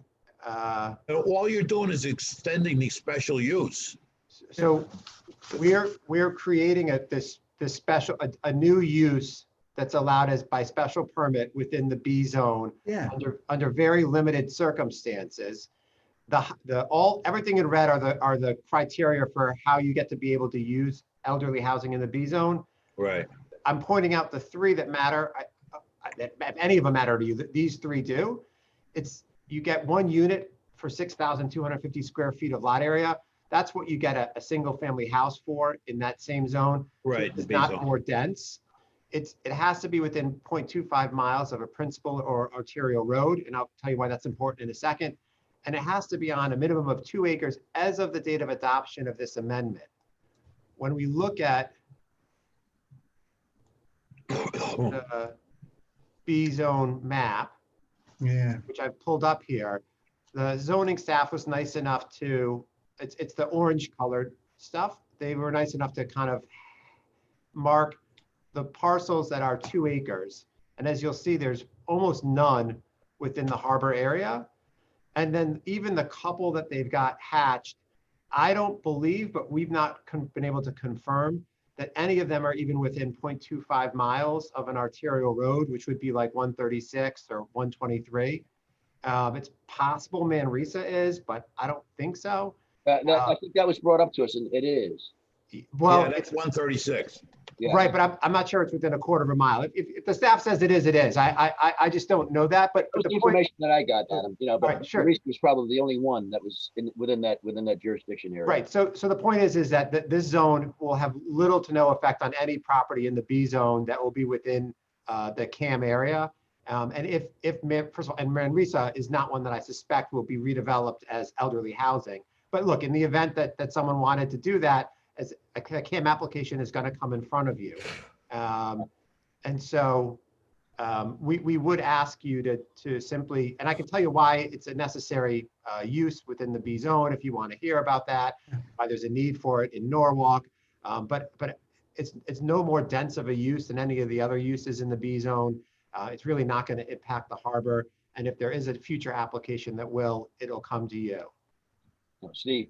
Yeah, thanks. Question, Attorney Blank. Since just jurisdictionally, since this property is on the 5 Mile River, might comments be better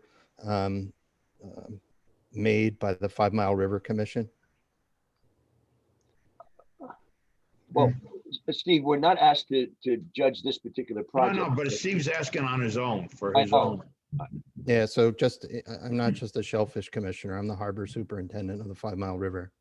Yes, so the text change, which is sort of not the text change triggers the Harbor Commission's review, but there's nothing in the zoning regulations that requires a referral or a recommendation from the 5 Mile River Commission, which is why it's in front of Harbor, because there is a condition for that, for the text change.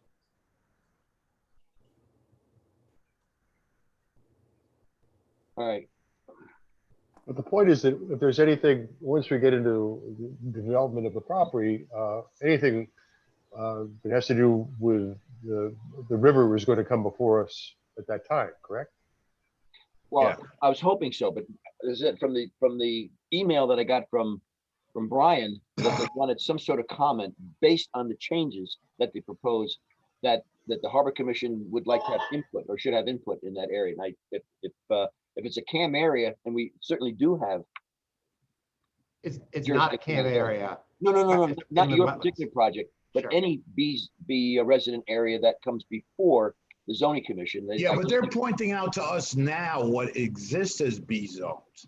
What if in the future they redesignate to B or C or D and they come up with.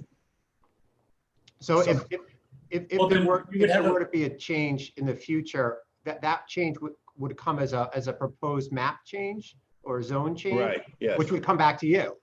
Yeah, I think this is a done deal, right, guys? I mean, we're only being asked to comment on the change in the B zone. That's correct. And can I make a motion that the commission has no objection to the change in the designation of B zone? I mean, without putting up any comment that, well, I sort of agree, John. I agree, John. I think the proposal is not the dealing with the definition you blanked out, Jeff. of elderly housing in the B zone management plan. I think it's a good thing that the P&Z is providing us with applications within the coastal boundary. But I think that we could say here that with respect to this particular proposal, it's not expected to affect the harbor management area. It's not addressed in the harbor management plan, and therefore we have no objection, with the understanding that specific development proposals within the B zone in the coastal area would be subject to review by the commission at such time as they would be submitted. But That with would this be- proposal, I don't think there's any, if we comment on it, we're getting outside of what the harbor management plan includes or Yeah, I'd be you know, comfortable for that, with that.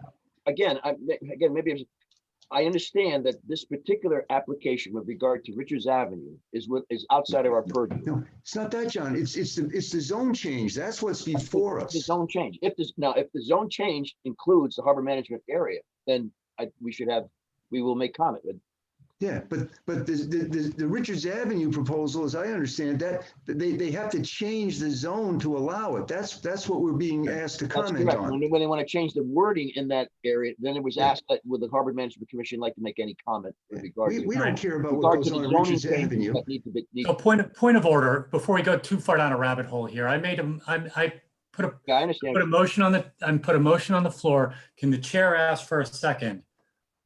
I'll second. All right. A discussion on the motion.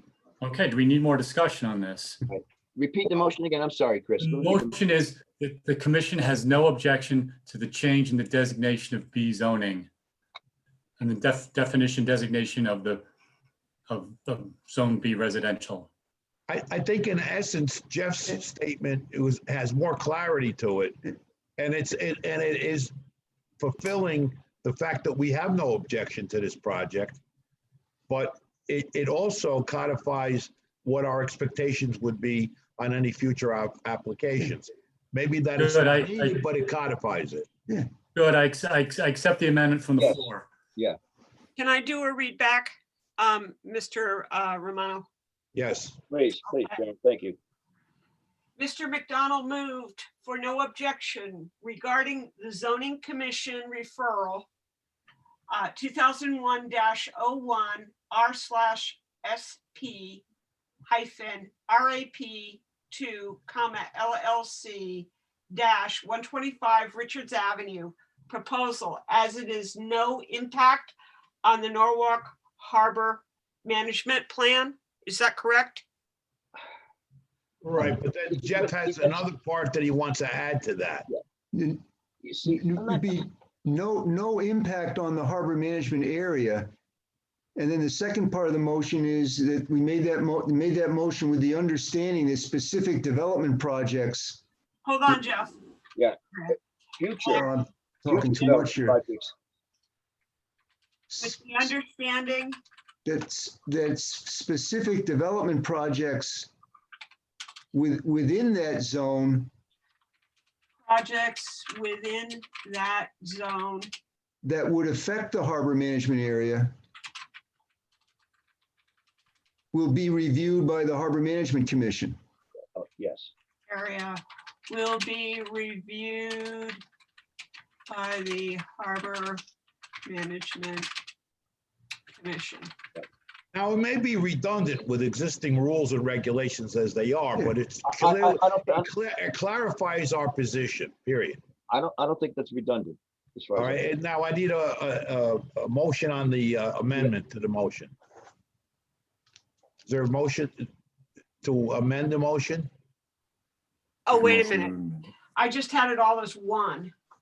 All right, would you want to take it back? Read the motion back, Chris, Sharon, and and then make we will it vote on that.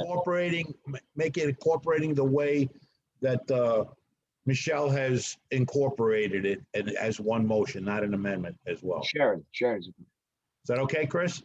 Yes. Yes, Okay. please. Thank you, Chris. All right, and Chris was this, Kibbe. the motion maker. I I'm need a sorry, Mr. Kibbe was, yeah. And then Alan seconded it. Any objections?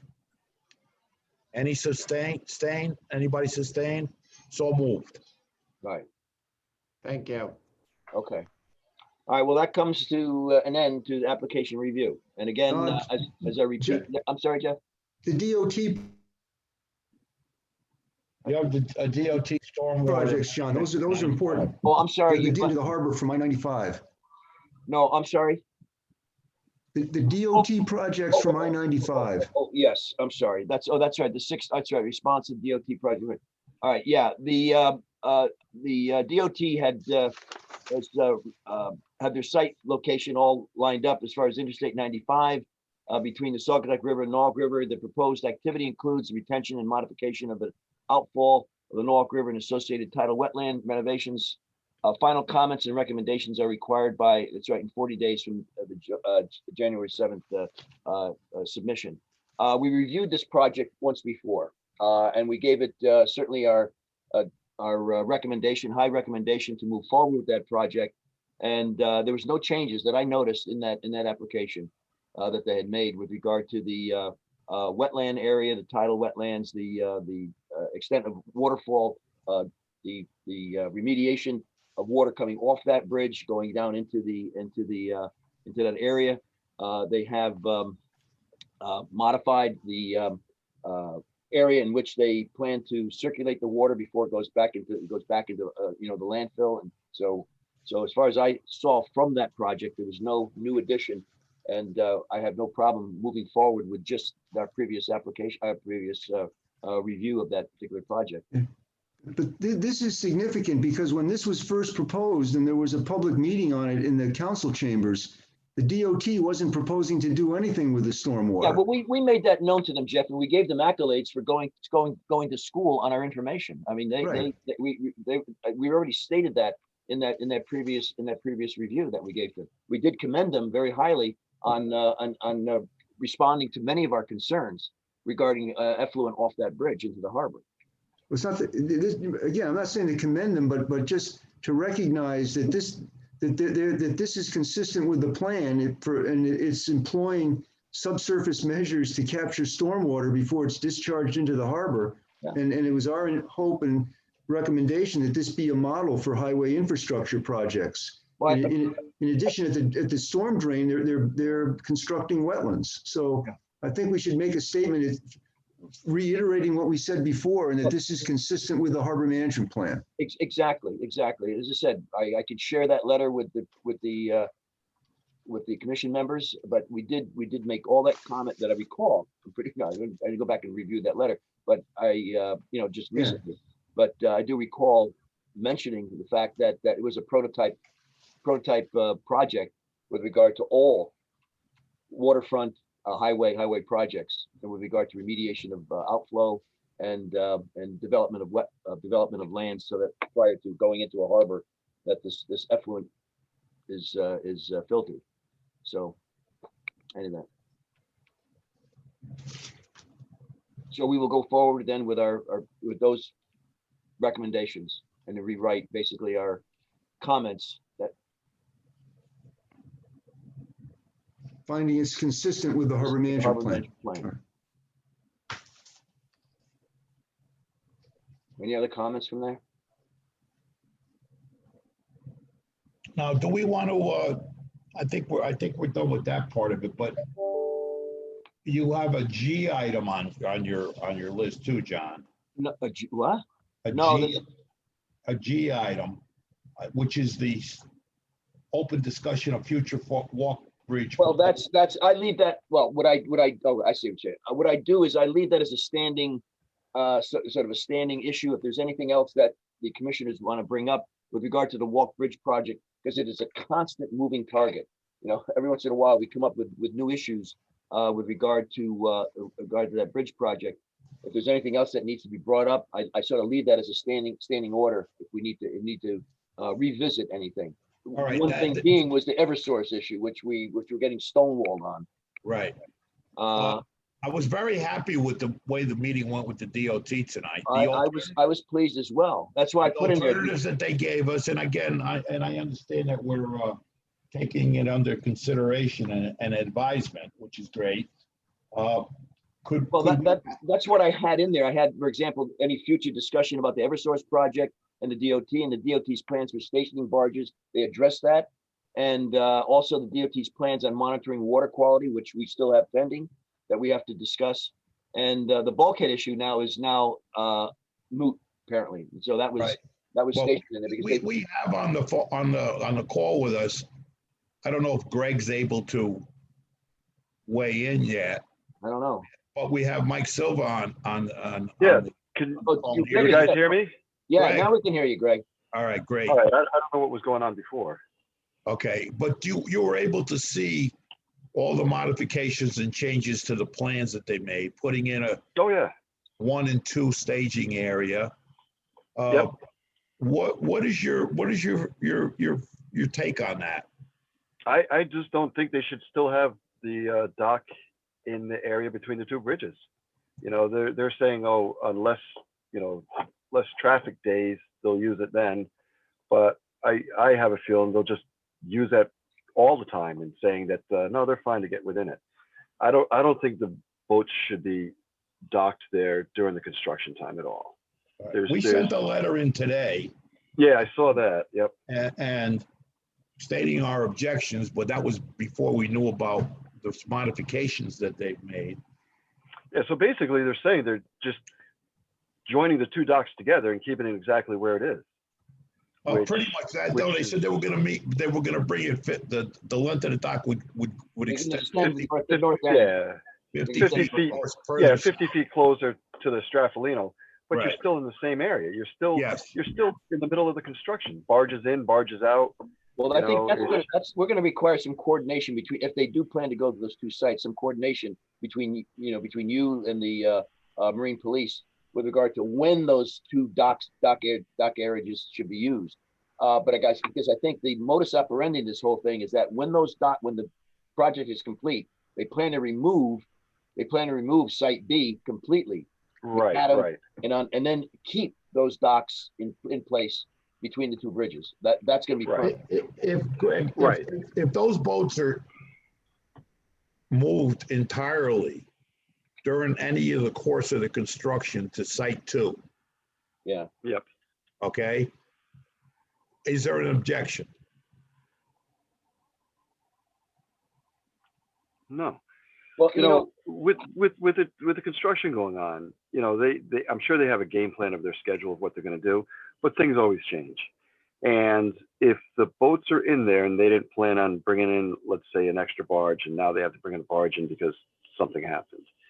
So now you're in the middle of, you've got the boats there, you've got the barges there, it's tight. So instead of trying to, you know, roll the dice on when it's going to be feasible or not, I say just remove them from that whole construction area. Why would you want to be docked in the middle of a construction zone, of a major construction zone like that, where barges, cranes, and everything else going on? It's just not feasible.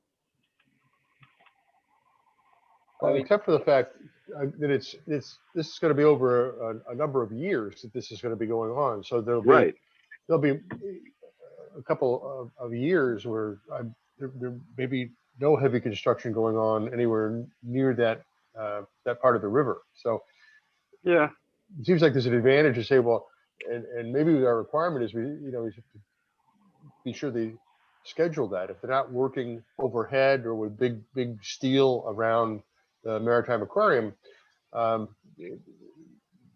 You guys feel comfortable if we came out with a series of a list of requirements from them? If you're gonna do this activity or that activity, the boats must be removed from that area. Because the plan that they showed us tonight, they're gonna pave for parking, they're gonna put a road in. Yep.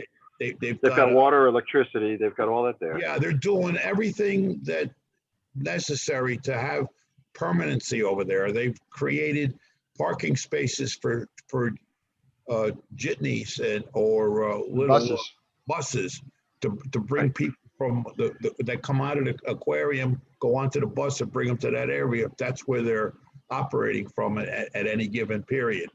I mean, Well, the buses they said would be for like comfort, but I just want to know what your concerns are. If under and I also think that we have to have a list of conditions or issues of if this takes place, then you must, or you can't operate there, and we could be very stringent on it. If there's any activity whatsoever with overhead cranes or things that, or it's at the because it's a loop of communication as well. They have their communication has to be second to none in terms of informing the harbor and the police, marine police. Yeah, no, I agree. It's going to add a layer of complexity to this, John, because again, Yes. keep in mind that area B, site B, is going to be demolished. That's according to them. They're going to remove the macadam, they're going to remove all of the facilities there, as well as the dockage. That's going to be gone after 5 or probably 6 years in the future. But the one in site A is going to remain. That's going to be the front. So, I mean, I personally don't see a problem with the flexibility, but again, it's the coordination, as Greg would have, that somewhere along the line, some sort of rules and regulations have got to be put into place with the harbor master, with marine police, when the usage of either dock should be enhanced. So a list of requirements for dock A, a list of requirements for dock B. I don't know how else you're going to do that, but it's going to require another level of coordination. There's got to be a trigger that brings those boats to dock B, and it's not where they keep one and one. It's they both have to be moved. Yeah, it should be a simple trigger because it's going to get very, very complicated. So the main and the most offending activity will be when they'll build their trestles, which are not going to be anymore. I mean, they'll be in the water, but they're gonna. But when they set up the cranes on those trestles on the south, they'll do it on the south and the north side. They're going to rebuild the south tracks first. So the first half of the project will be all south. Will all be based with cranes from the south side. Right. And then after they've floated in the new bridge for the southern lift span and have tracks, it's tracks 3 and 4. Anyways, the southern 2 tracks back in service. Then they will flip the entire operation, and the cranes will be based on the north side and then disassemble the north approaches and reconstruct the new north tracks and then float in the north span. So there's definitely, and I don't think they should anticipate it being we're going to use it this week but not next week. It's going to be like, no, you're not going to use this for the next 16 months because we're not going to have that. I mean, and remember, it's the DOT's built them both. Their costs are there. We're talking about the Seaport Association and the aquarium vessel. Those are the 2 people that really want to be between the bridges. The DOT's already sunk costs in both locations, so it's coordinating with these 2 local actors, which it has to be done. The DOT is, their costs are already there. They don't really care where the boats dock. Right. So it's going to be the harbor master coordinating with those 2 ship captains and the program people at the Seaport Association at the aquarium. Right. Jeff. Well, the commission and the harbor master are both on record with formal comments to DOT and everybody else that it's not acceptable to have operate the boats between the bridges, and recommending that the DOT remove that from their plan. So now tonight we've seen additional information, and I think we need to have some time to think about it. and maybe refer it to committee so we can think through this. But if this is an example of additional information that we should be prepared to provide, because right now the finding is that it's not acceptable. Well, Jeff, this has always been a moving target. Every time we make a statement, we put something on paper, all of a sudden the rules start changing. Right, but it's not fair it's not fair to be expected to make a decision about this tonight when we No, first. no, I'm not asking us to make a decision tonight. What I just wanted to start the conversation, Yeah. and you're right, it should go to committee.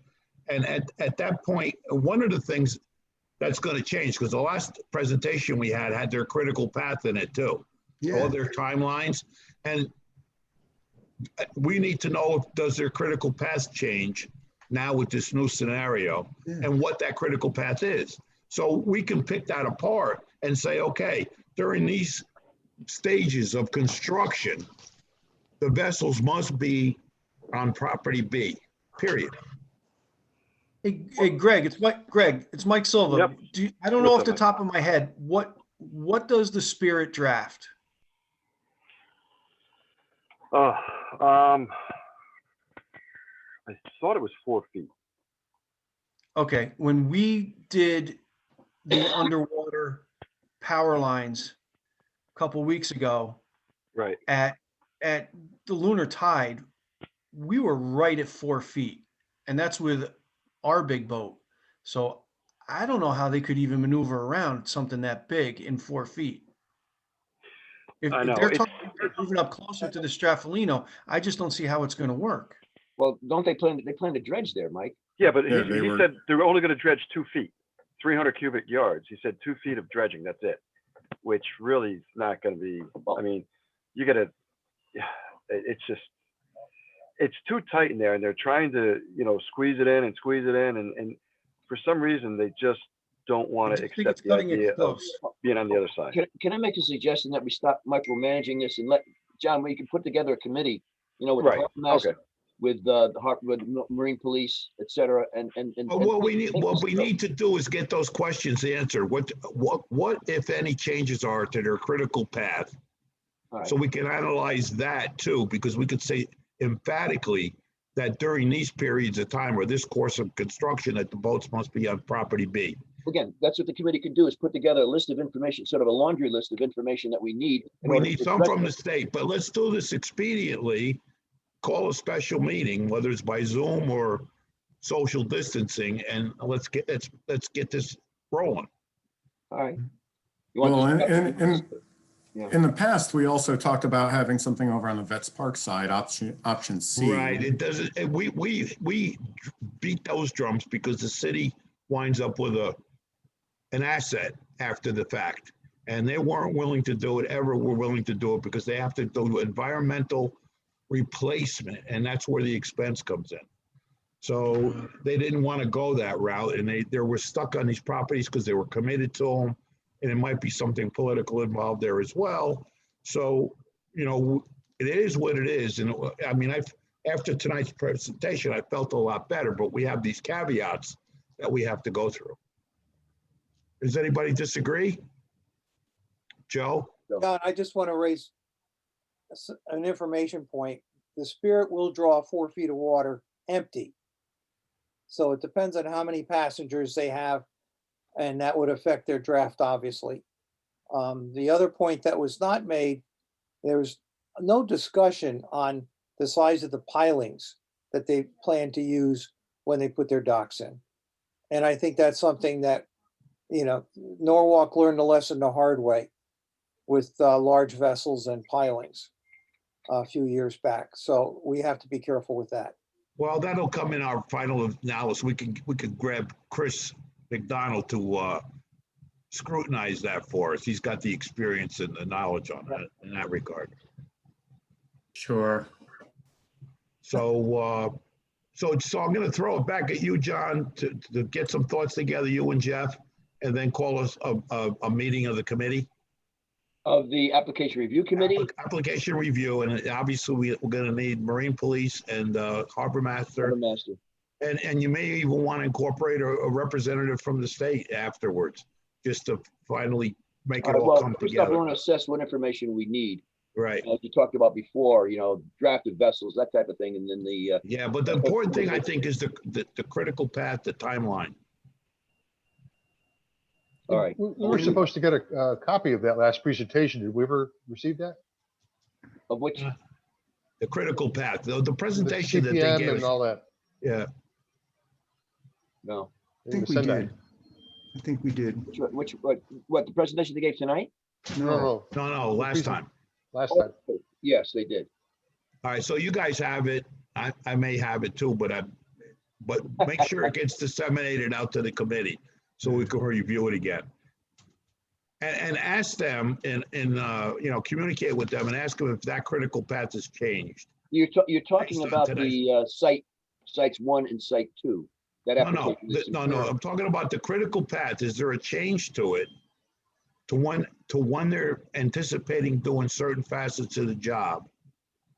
Is there a change to it because of the changes that were brought to light tonight? Because their critical path was based on what they thought they were doing before. Is it going to be the same, or is it going to be changed because of what's happened tonight? I doubt very much if it'll change. The only thing that'll change is that this project is going to be 15 years instead of 5, which from the original presentation. That's the only change I see it. But at the end of the day, that we need that just to have it, or we may not need it. Other than the fact that we need to know whatever we have now will tell us what in terms of length of time that certain portions of the operation are going to take place. And we don't want those vessels on property A at all during those periods of time. I don't think we have a sense of what the frequency of transit is going up and down. I mean, I kind of envision them prefabbing a big chunk of steel, a big piece of truss or piece of tower down at Manresa and bringing it up. They're just going to float it in and put it in like they did with the bridge on exit 9 at Stanford. But so is that a delivery? I don't just have a sense of the time, how often they move something big. Is that every 2 weeks they get a big chunk together and then they bring it up and they? And I think that's what they told. I think that's what they told us during that time. So it's a big difference if there's nothing really moving or lifting or traveling up the river, but every couple of weeks or once a month or we just don't have that kind of information to understand what the frequency. There's going to be a lot of steel being deconstructed right now to take all that material out before they start building anything in place. Sure, but they're going to be big pieces too. I mean, yes. Yeah. So. And I don't think we have a sense of how, what the traffic is. Well, there's all the spans over like North Water Street are coming out piece by piece. There's also the deconstructing of the high towers. Yes. One of the bigger and scarier pieces of the whole job. A lot of steel going on there. And that has to be done in the first phase just to get the towers in under the wires, or at least wires have to come down. The wires are scarier than the towers. Well, the logistics of the whole project, I'm sure it's a moving, still a moving target. So it would be helpful to know what the magnitude of just what the kind of flow is going to be, and it may be so a couple months if they're taking the old thing down. Let's work off the one that we have, and we'll do it in committee, and we'll really hash it over. All right, I'll get the committee together, and it'll be with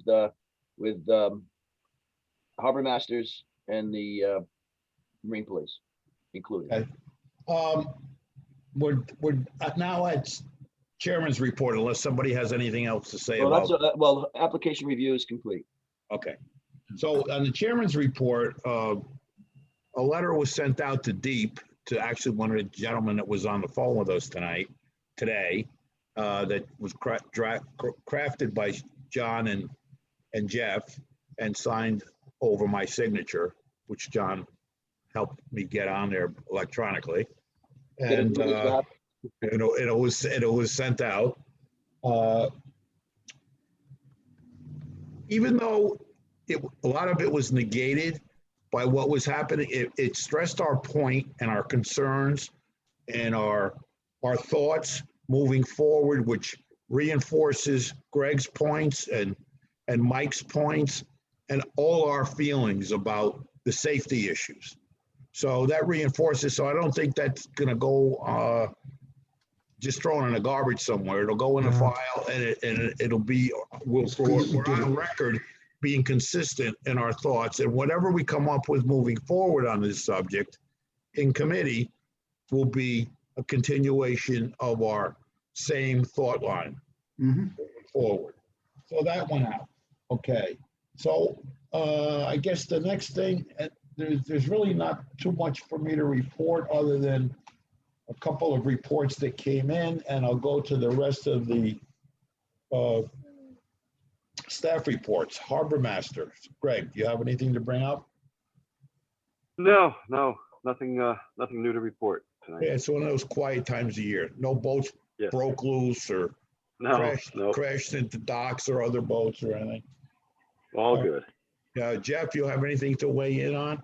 No, nothing more. All right. Mooring and harbor safety. I have a letter from Dennis. His report, he sent it to me, mooring committee. Renewal applications for the 2021 season started January 1st, 2021. The committee will monitor and address any startup issues and concerns. Email communication was sent explaining the procedures to renew their applications for the 2021 season. Harbor safety. The committee is not aware of any issues or concerns regarding harbor safety. End of report submitted by Dennis Santel.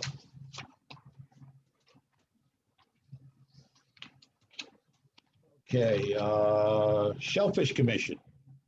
Thank you, Mr. Chairman. It's a really quiet time of the year for us too. And since we're almost 2.5 hours in, let me just say that the 2021 recreational shellfish permits are on sale at Fisherman's World. They're $17 for residents and $9 for resident seniors. Eat Norwalk shellfish. I yield back, sir. Thank you. Hey, Steve, I have a question, Steve. Please. You said, I think it was last meeting, you stated that there's like daily permits now or that are going to be available. Is that correct? We're investigating it, but we've tabled it for now. It'll depend on COVID and what happens in terms of beach access this summer. So we haven't made those permits yet. Stay tuned, please. Finance, Alan. Yeah, thank you, John. I'll share my screen for just a minute. What I will say is that I because of the hour, a few minutes ago, I emailed all of you what I'm going to share on the screen today. So we don't, if you can get it yourself on your email at your leisure, but I'll just go through it very quickly.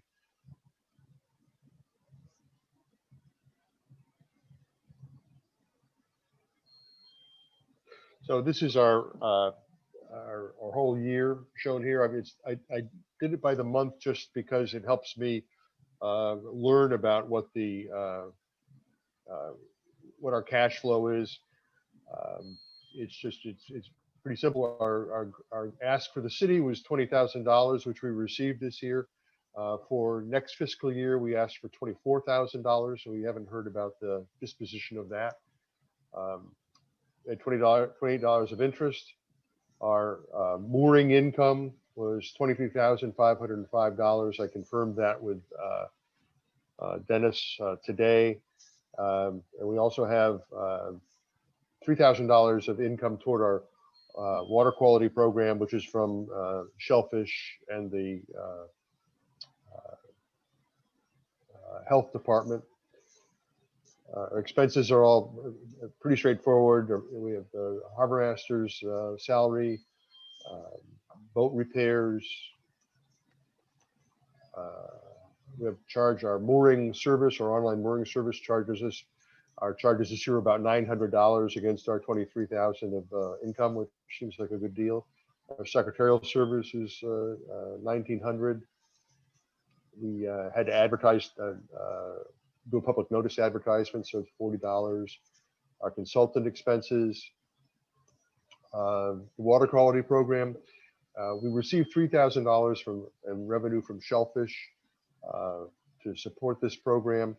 It costs us $5,087. So the harbor management contribution to the water quality program is approximately $2,000 a year. So we started the year with $14,000. And we ended the year in cash in our account.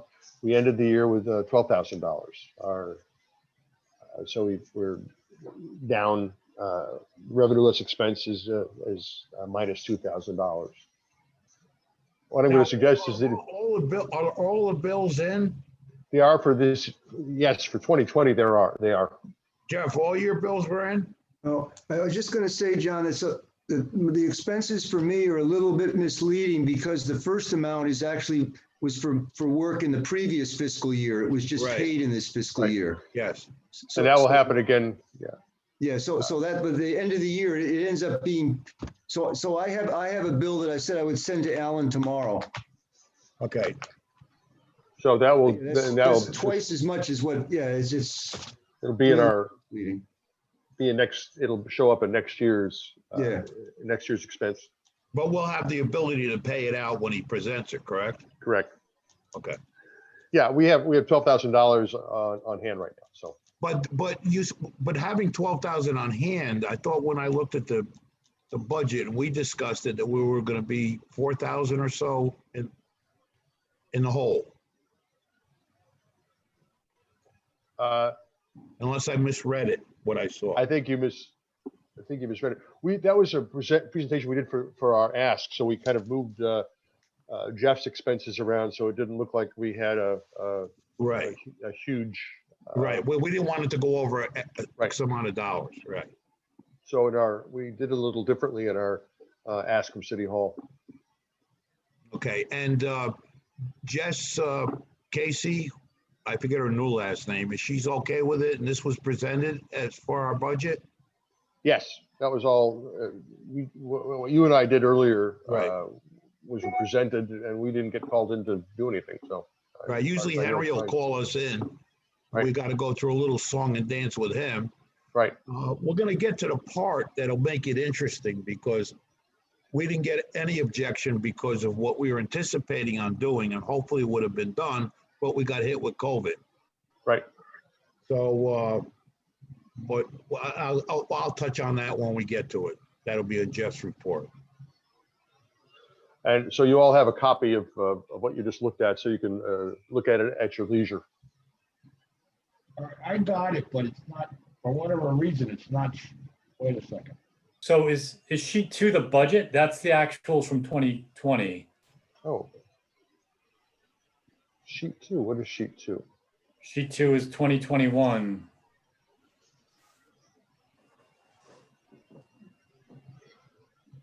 Oh, that's what our working, that's what actually we did for our grant for next year. All right, so do we? So we simplified, what we did was we simplified the look of that. The format. The format's been very convoluted for years, and it started off convoluted in the beginning, and everybody that got handed it, they made it even more convoluted. Right. Now the way that Alan has done everything, it's very good. It's much more readable. Okay. Yeah, we're trying to get back to something that's a little more comprehensible. So will we actually have a budget for next year? Yes. Meaning like this is our projected budget for next year. I mean, this is our this is the budget, Chris, that we're presenting. We're going to need a grant from the city to meet our needs. Right. So this is our, that was my first question. Is this the budget?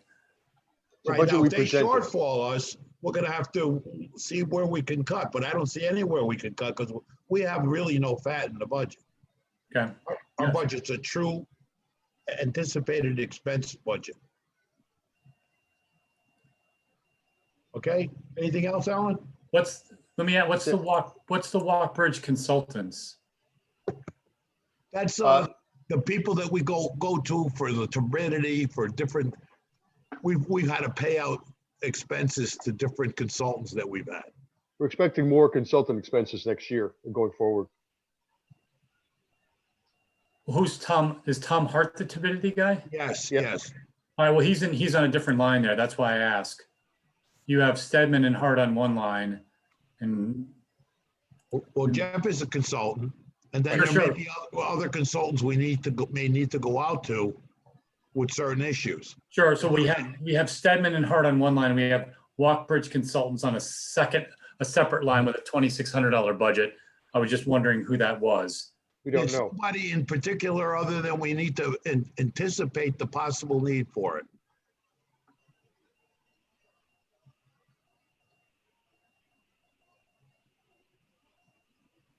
Got it? All right. Does that make sense, Chris? No, I just want, that's vague, but we'll roll with that. Well, part of it is that we have to keep Jeff's budget under a certain amount of money.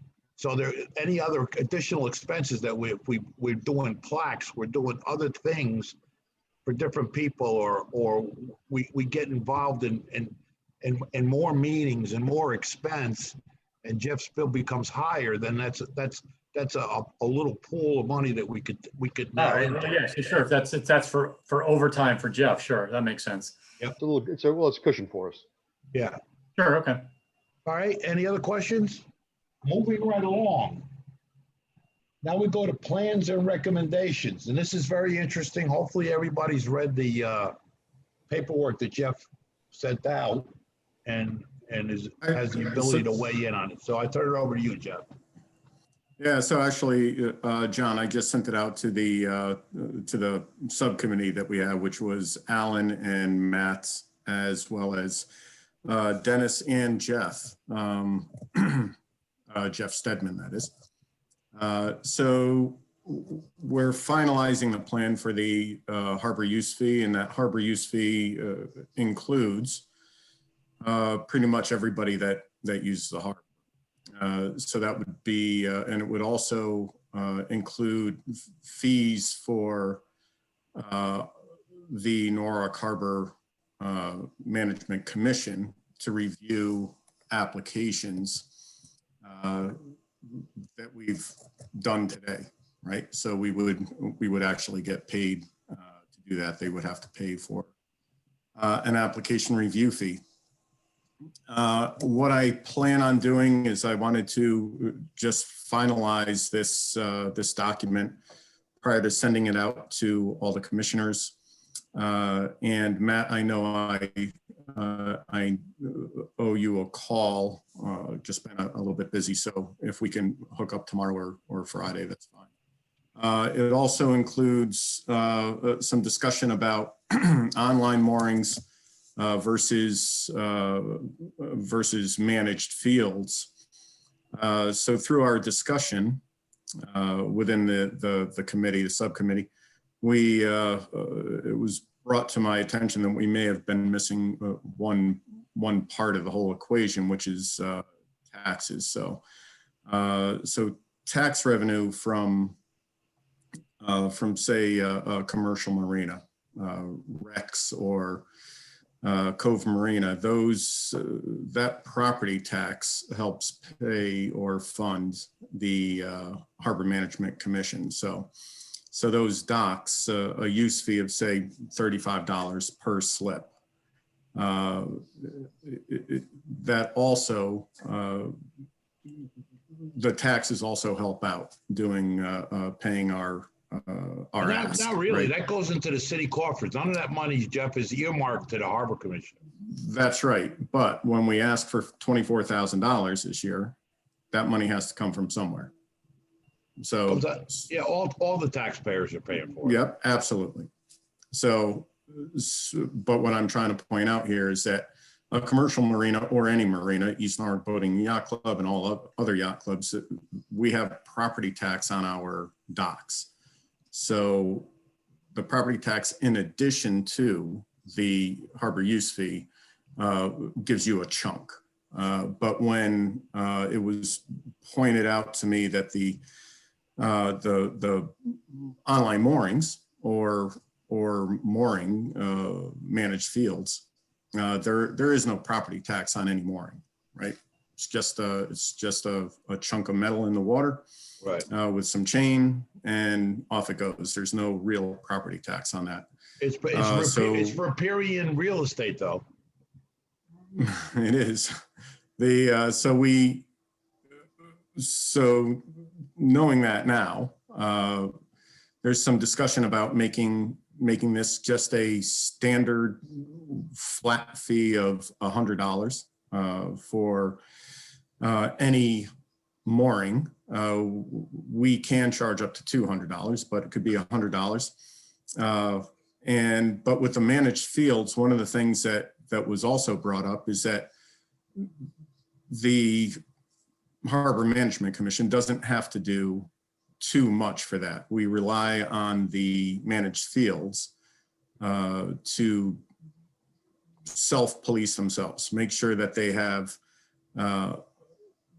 give us the data that they say, yes, there's 50 boats in there. Yes, they're 25 feet long each. And then they just give us a list. So we don't have to go out and do the online mooring where Dennis would have to send out notifications for registration and for insurance and for whether or not the tackle was inspected. So there's a cost savings there, or a time savings there as far as Dennis and I'm concerned on that. So the discussion that will ensue is, you know, what are we going to charge for each slip, each managed field? So we could go up to say $6 a foot, or we can go to a one-time or a flat fee of say $100 per mooring.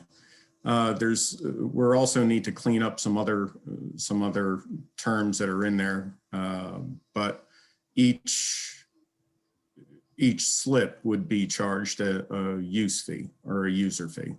John, you brought up personal watercraft. Personal watercraft, if it's on a dock, then that's a dock, that's a slip. So that is also going to be, that's also part of that charge. So with this, and if we can get this to in front of the city, it won't happen this year for 2021, but for 2022, that can certainly happen, that we can get this use fee passed. My plan next is to, once I finalize everything, is to go ahead and send it to the commission for their comments. Jeff, I appreciate your comments, and Matt, I appreciate your comments and your input. And Alan, you've been a wealth of information, and as well as Dennis has. So it's been a long road trying to get to this point. And then I also have to discuss this with the managed fields people as well.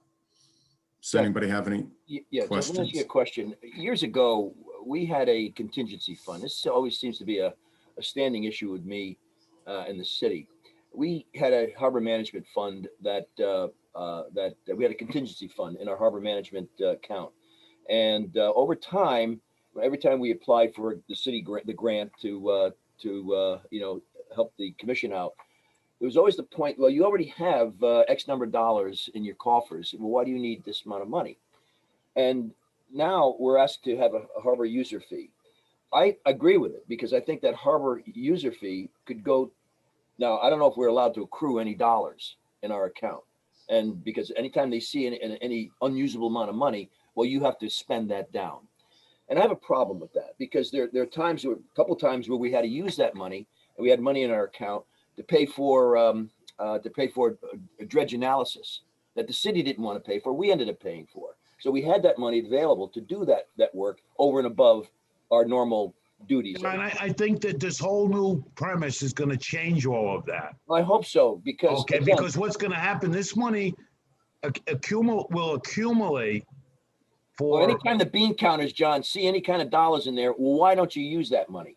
It's going to be earmarked, but it's not going to be earmarked as part of our budget. Our budget is our budget.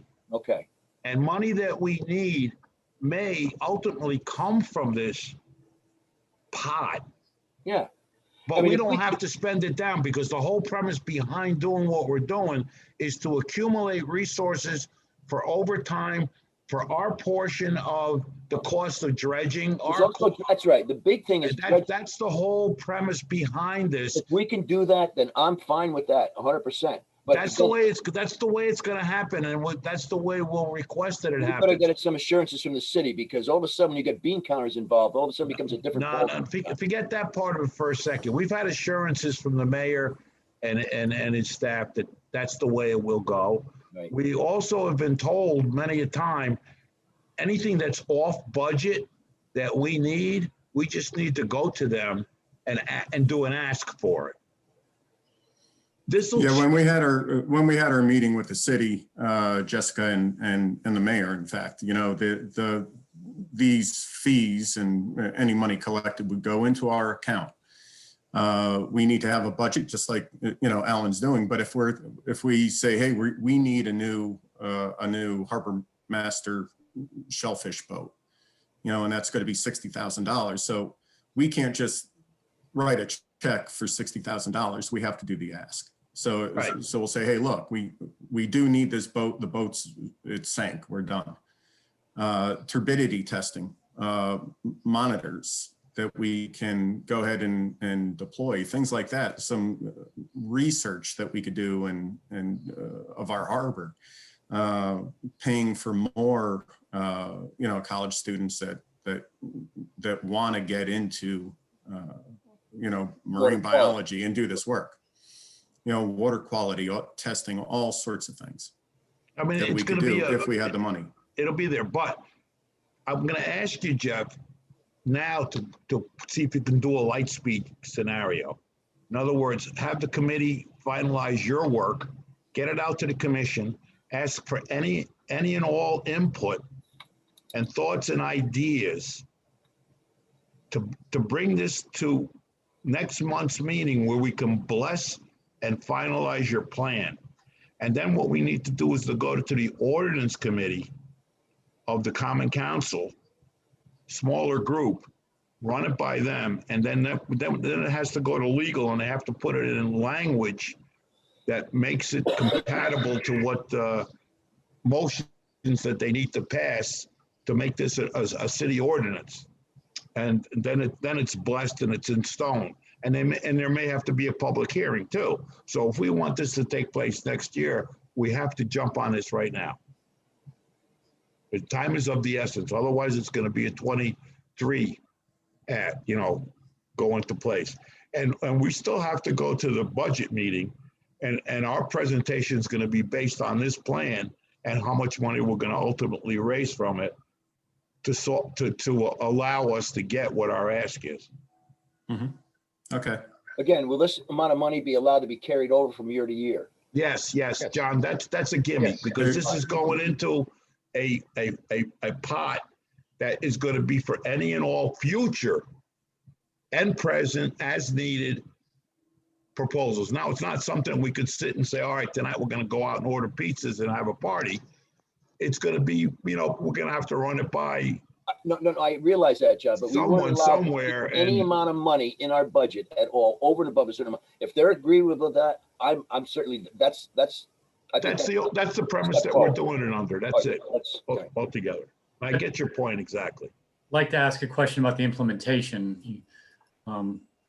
So is it going to be on a boat by boat basis? Is it going to be on a dock by dock basis? It's going to be on a per slip basis. So if for the harbor use fee, if the marina has 100 slips, they would be charged $35 per slip. And this also came up in our discussion, and how are we going to enforce that if it's not paid? Well, the city would issue a use permit to, say, the marina. So I'm part of East Norwalk Boating and Yacht Club. We have 54 slips. We have to pay 54 times 35 if that's what it ends up being. And then once we pay that, then we get the use permit. Without the use permit, then you get fined and things like that. So again, and that's what the ordinance committee comes in, Yeah. because they'll be establishing the fines. But it would be under the onus of the marina to collect the money. So it's going to have to be, it's going to be charged to the marinas, and they will have to choose to pass it on to the slip holders or not. Correct. That is And- correct. It's a pass-through. But where the individual boats come into play that are in someone's backyard and stuff like that, that's, direct to the homeowner. We don't have the information to. Well, no. So that's another question then. So we're not going to charge people who have a boat on the trailer in their yard. No. Yeah. John meant a dock on their property. Right. So how are you going to assess how many slips that is?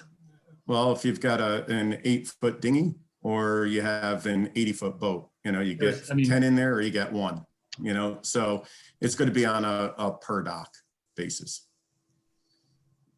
Right, but most of them are We're going to ask the city for that level of information, more boats on their dock. Some people crim, it's like, there's going to be a lot more of a judgment call there, and they have various sizes too, some right. So it's going to be, so if you've got a 40-foot dock, that's it. You just get charged, $35. Right, who's doing that? Does that list exist, even of existing docks? It's few and far between. All right. Even the city doesn't have that information. Yep. So that's something that will probably be implemented over time. Yes. Right. So we're not. And that's going to be the probably won't harbor be able to do master, one of his jobs or his deputy, to go out and make sure that all these places are documented. You hear that, Craig? What'd you say? You're retiring now? Yeah, how that works as far as, taxing on docks. We had the same issue with the docks. moorings. The moorings, we didn't know who was really on a lot of these moorings, and there were moorings out there that the lunchtime moorings, they called them, that we didn't know about. So, there's a lot of stuff that went through the cracks. We're rebuilding the system. We're making it more emphatic. Everybody should pay who's supposed to pay. We're getting there. This is a step in the right direction. We don't want to create obstacles. We want to move forward in a positive way. Right. Yeah, I believe the meeting that Alan had with, was it Marine Max, I believe, Alan? He said, whatever you do, just make sure that you're asking for enough. All right, who's that, Dave? Yeah. Was Yeah, it, so be sure you should don't if you're going to put this in, don't shortchange yourself. You get the kind of money you're going to need rather than having to come back and raise it or double it every year. Just right. It's going to be a pass through on their part anyway. Well, yeah. Well, part of the reason I'm asking, I'm not actually on the harbor core here at Village Creek, but if you guys are talking to other commercial marinas, it's public knowledge, and I can share this information with. Absolutely. Yeah. Okay. I don't know how much they know what's coming. Okay. So well, it's coming. You're gonna get this out to the commissioners. You can get whatever you have today done. I will. Sure. Certainly. And then you guys will finalize it in committee. Yeah. And get that, and then subsequently send that out. And then anybody, Jeff, you determine what your drop dead time is going to be, because our next meeting will be the last week in February, and it's a short month. So when do you want all responses? When do you want them back to you? At what time frame? Sure, I'd say so. If I was to give it to you today, I'd give you a week to mull it over. All right. So let me. Maybe 10 days is more appropriate. So if you're going to respond and you have some input that you want to put, 10 days from receiving it, Jeff would appreciate the input so the committee can then boil everything down. And then we have to start having talks with Jessica's probably the best person as a point person within the city, because she's very pro our commission, to find out next steps from her perspective, which I think is ordinance committee, and get us in front of them, hopefully for March, if we can bless this at the Harbor Commission by the end of February, get it into the ordinance committee for their March meeting. Okay. Okay, anything else on this subject? No, that's it. Moving right along, newsletter and website. Alan? What happened to Alan? He took a pit stop. Water quality, Joe and John? Okay, in our meeting earlier in the month, we had Dr. Sarah Crosby show up, who's the director of Harbor Watch. And she talked about the water quality data collecting and how they did it and how they were involved with interns, and also went over what they're getting paid for, and what their time allocation is with Harbor Watch versus the Department of Health. She also pointed out we had concerns about the Unified Water Quality Study report card. And she basically said she collects data, but she does not respond to the report card. That is something that Save the Sound put together. Following that up, I have Save the Sound coming to our next meeting on February 4th at 6:00 p.m. And John, I think I sent you the link to the Yes. criteria, and I asked you to share it with the Harbor Commission, because I don't think I have all of the Harbor Commission guys' email. You can take a look at it. There were several things that struck me pretty hard looking at it, and what they did do and what they didn't do.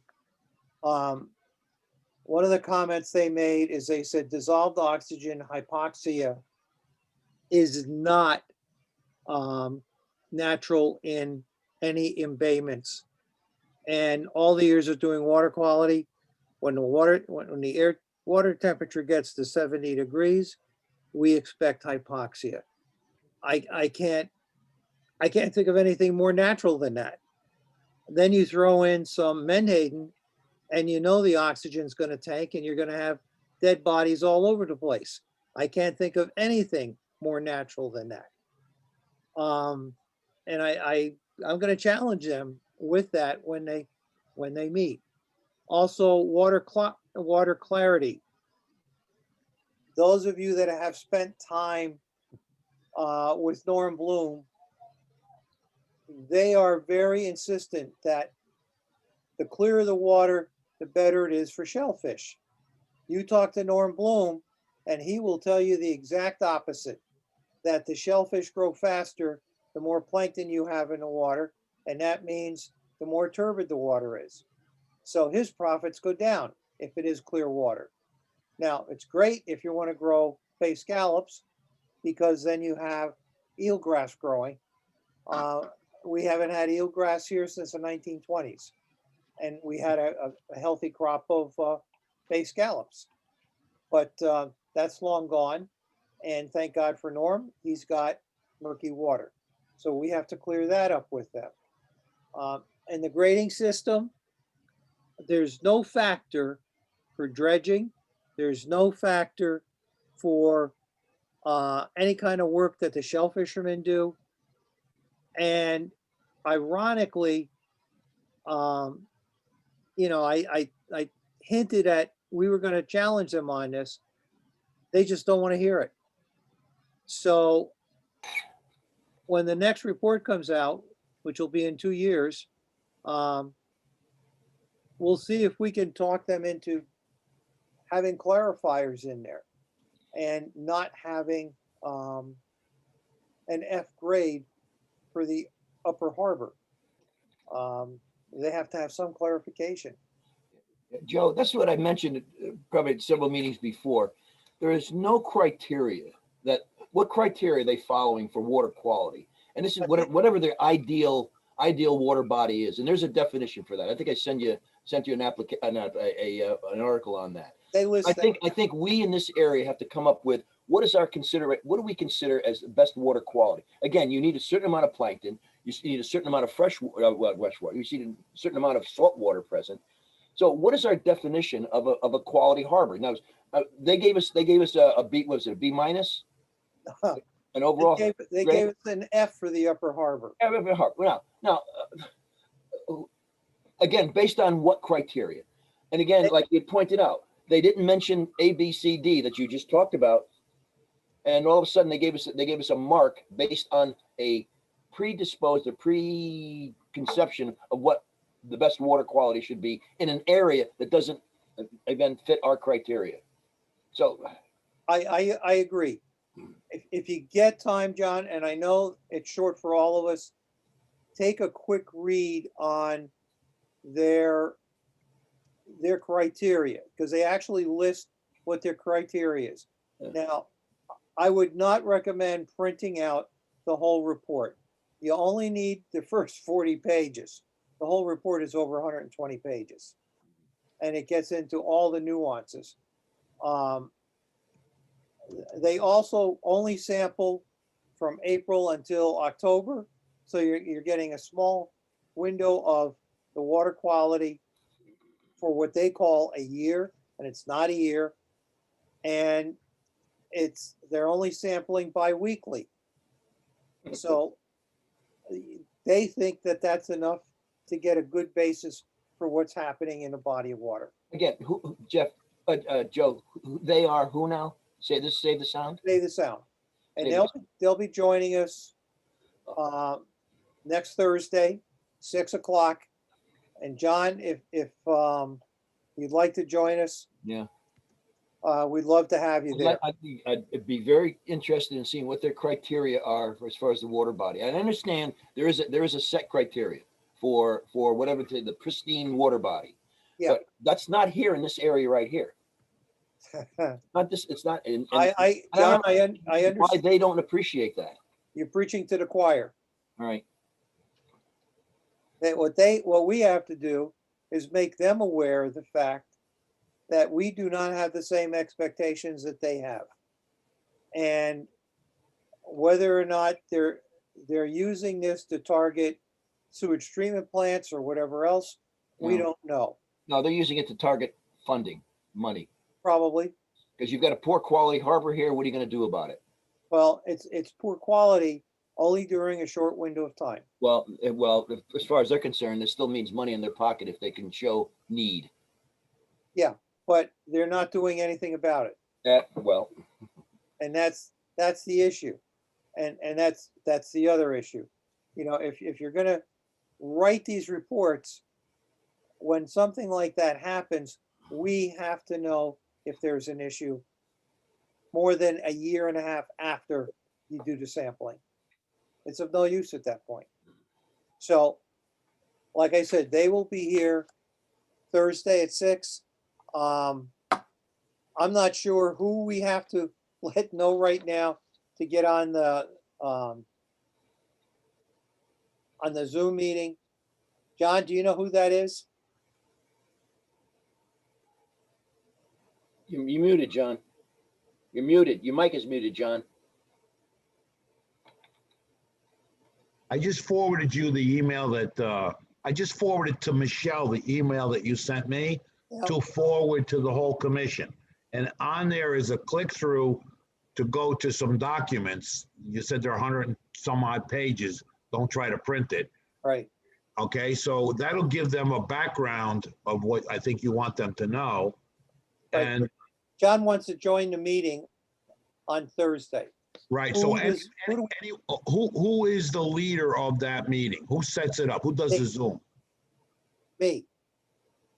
You do it? Oh, no. From the city? Who I'm does the it from the? leader. I don't know. I was told Michelle. I was told Michelle. Michelle told me she doesn't do it, and to go to 2 other places. I sent an email to both of those places. I got nothing back. Okay, I can reach out and also ask Brian and see who the contact should be or any other suggestions.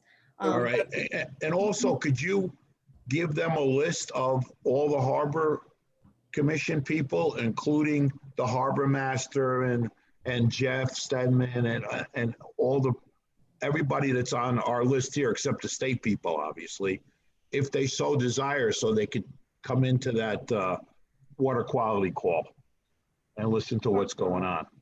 Okay. Okay. All right. The next thing is Jeff stated he had concerns about the Norwalk River Watershed Initiative. I've sent letters out again. I haven't heard anything back. And Louise Washer asked for support for a Norwalk River watershed application for Clean Water Section 319 grant, and we sent in a letter of support for that. And there was also January 14th was the public informational hearing on the sewage renewal for the discharge permit. And one of the things I wanted to point out before I forget it, John Crespo, John, are you still here? Yeah, he's there. Okay. Yes, he is. John started, I had played around with doing a few of the graphs of the data, and John started doing more of the graphs with the data. When you look at the data, most of you know I challenged where they did the placement of the turbidity, the sensors. And when I looked at the graphs, all of a sudden it came to me why they put the meters where they did. It's because they wanted the greatest range of data. If they had put the meters on the surface, like a half meter below the surface and a half meter off the bottom, the range of data would not have been as great as it was with the data that they submitted. Now, having said that, why would they do it? Real simple. They have a greater range to play with so that if something does happen, it will not show up. So just a thought on that when we start thinking about what they put forth. Any questions? Any comments? Yeah, and I just want to know if Jeff Stedman wants to weigh in at all, because he had questions right along several times. He brought up from an accountability standpoint where our money's actually going. And Jeff did make inquiries to that. Do you want to speak to that, Jeff? I think we could continue to look at it. Tom Kloster from the health department talked about the use of the interns. But the interns that we're helping to pay for or are paying for, they test water quality at the beaches on Monday. And then if there's a problem, they may go back on Tuesday. But other days of the week, they may work elsewhere in the watershed for the Harbor Watch group. So I think the total amount we talked about is $9,000 that goes towards the, I don't know if that's the health department, the Shellfish Commission, and the Harbor Commission. And so I think it's worthwhile, because I think it's really important to try to reestablish the Norwalk River Watershed Association. Or an initiative, not the association. So perhaps some of that money could go towards paying a part-time coordinator who would schedule meetings and at least have the initiative to call quarterly meetings of the watershed group. That would require other towns to be involved, Jeff, right? Yeah, well, that's the way it was before. The towns made contributions. From Lewisboro all the way down to Norwalk, yeah. Yeah. So one thought is, do we feel that money that's going towards the interns and to Harbor Watch is the most desirable use of that money, or could it go towards a coordinator in the watershed? I think that's I'm not saying what the answer is, but it's something to think about. But it would require the other towns also making a contribution of some sort, which they had in the past.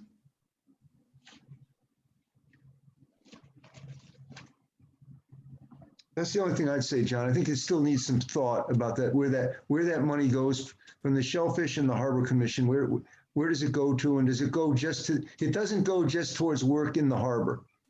Right. It goes to testing upstream, which has a benefit, of course. Yep. That's my only comment on that. Are you done, Joe, with your report? Yes, I am. All right, Alan, you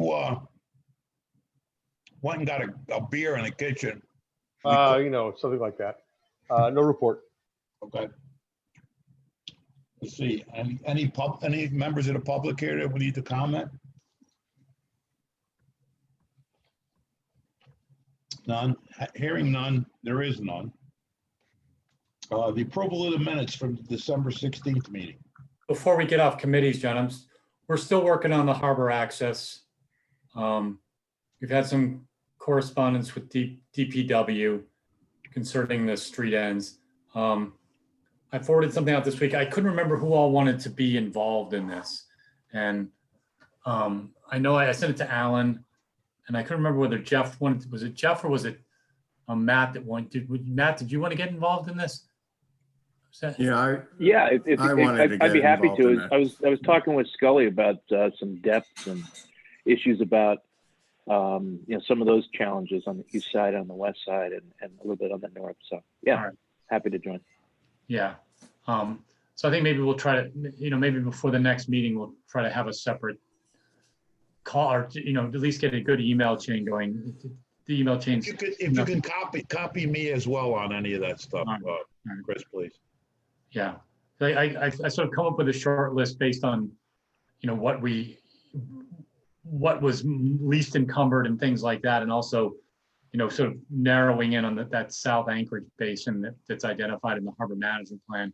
So I'll redo what I did. I sent out just the other day, but I'll widen the circle and send it again, and maybe we'll try to get some discussion going and figure out what the next steps are. We have to figure out, once there'll be more land record searches once we identify, and then what happens? Do we get Rexon Park involved? I mean, who will actually, if we want to put lockups for dinghies, once we've identified what we want to develop, then we have to decide how we're going to develop it. So the best way to reclaim our land?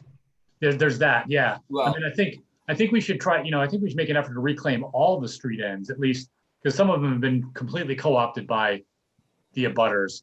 Yeah, but that was very surprising to me, Chris. What you talked about down around Dorlands, around that area down there, where the area's been usurped, by the residents in the area. Yeah, Dorland has property. Yeah, Decker's on the short list. Cove Avenue, yeah. Kenora, and South Norwalk. Yeah. There's actually a part of that street which has been line striped out for the boat club, but it pretty much is it's still city property, and that's actually quite close to the basin as well. And so I think the corporate council will have to get involved at some point with some of this, and in inserting land rights. Wasn't there an issue, Jeff? I recall there was an issue some years back with Henry Pallou at one of his street ends down in Belle Island area where he was, where they're trying to again cordon off an area that was their own, but it was actually the city's property. I didn't look at Belle Island at all. I didn't look at. Yeah, but I think that was resolved. I'm not sure whether they made to change the level of the retaining wall that they had there on that piece of property. Well, again, that's something that we should stay on top of and keep moving forward. It's nothing that's going to happen for this year, but certainly if we're looking to increase our mooring capabilities, that's going to public access. Well, public access, I think, is very important. Yeah. Right. It's got to happen, and let's target something for 2022. Sure. For it to happen, but everything has to be lined up now because the system takes time. No, unfortunately, yeah, I want to push it now just so we could implement it. Right. We always work under the premise of we want to be nimble, but society doesn't work that way. Okay. All right, so we'll go back to the minutes now. Everybody received the minutes from John. Are there any corrections to the minutes?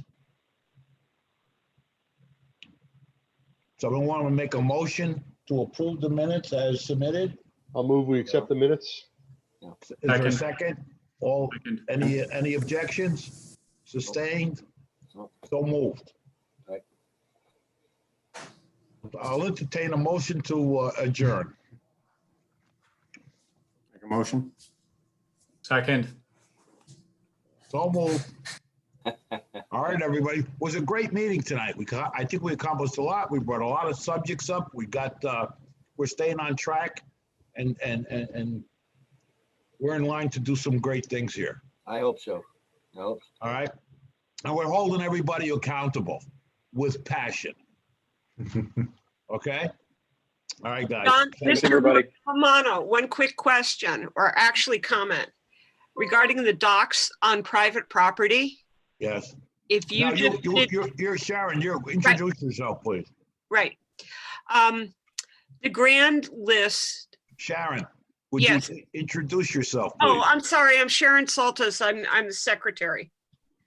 Okay. If the grand list was just done, and it was a full property assessment, wouldn't those docks be listed on underneath the property description? In theory. But don't they have to go on to the property? In theory. Okay. I mean, because our processes, the way they work, and we're actually looking to promote that as well, where P&Z does not give approvals in any way, shape, or form for a dock. Building department does not issue a permit for the dock. The way the tax department gets notified is when goes through zoning and a building permit's taken out. And part of our concern is that no one's inspecting the footings that go in from the landward side of piers and docks and whatever. And then by virtue of closing out that permit, it doesn't go to the tax department to either get taxed or get acknowledged. Now, look, they'll show up on aerial maps, and I'm not sure if they're paying taxes on it or not, because I don't know how the city rates a dock, although they do, because the docks at Moody's Landing were leaned and auctioned off, right? Yeah, I remember that a couple of years ago. Yeah. Some of the docks are on property cards. If you go to the assessor's office and just pick a place where you think a dock is. Some places the dock will be listed and have a assessed value. Other places it's not. So there's been no consistency from the city in terms of gathering that data and recording that information. Right now, we're working on doing a lot of heavy lifting, have a lot of projects going on. It may be something that the harbor master over time can do. We may want to take it on as a challenge, so to speak, and use the harbor master boat from time to time. And a group of us or a committee goes out and starts documenting and writing things, and then we'll follow up on it and check with the tax department and look at the field cards. It'll be a time-consuming thing. It'll be done over a period of time. I don't think it's something that you can do overnight, but it should be started for parity throughout the whole town. Okay, well, Bridgeport was just discussing something like this, and they found like a ton when the property evaluations went out. They did drone aerial shots and stuff like that. Yeah. And they found a ton of additions that had never been reported and stuff like that, just by comparing the field card to the photograph. Right. Well, So, again, Right, that's Sharon, where that's what we found. That it's sort of a mystery. all right, well, it was just a suggestion. good suggestion, Sharon. Thank you for weighing in. All right, take care, everybody. Good night. All right. Thank you, Ciao Sharon. for now. Good night. Pinto, you'll get back to us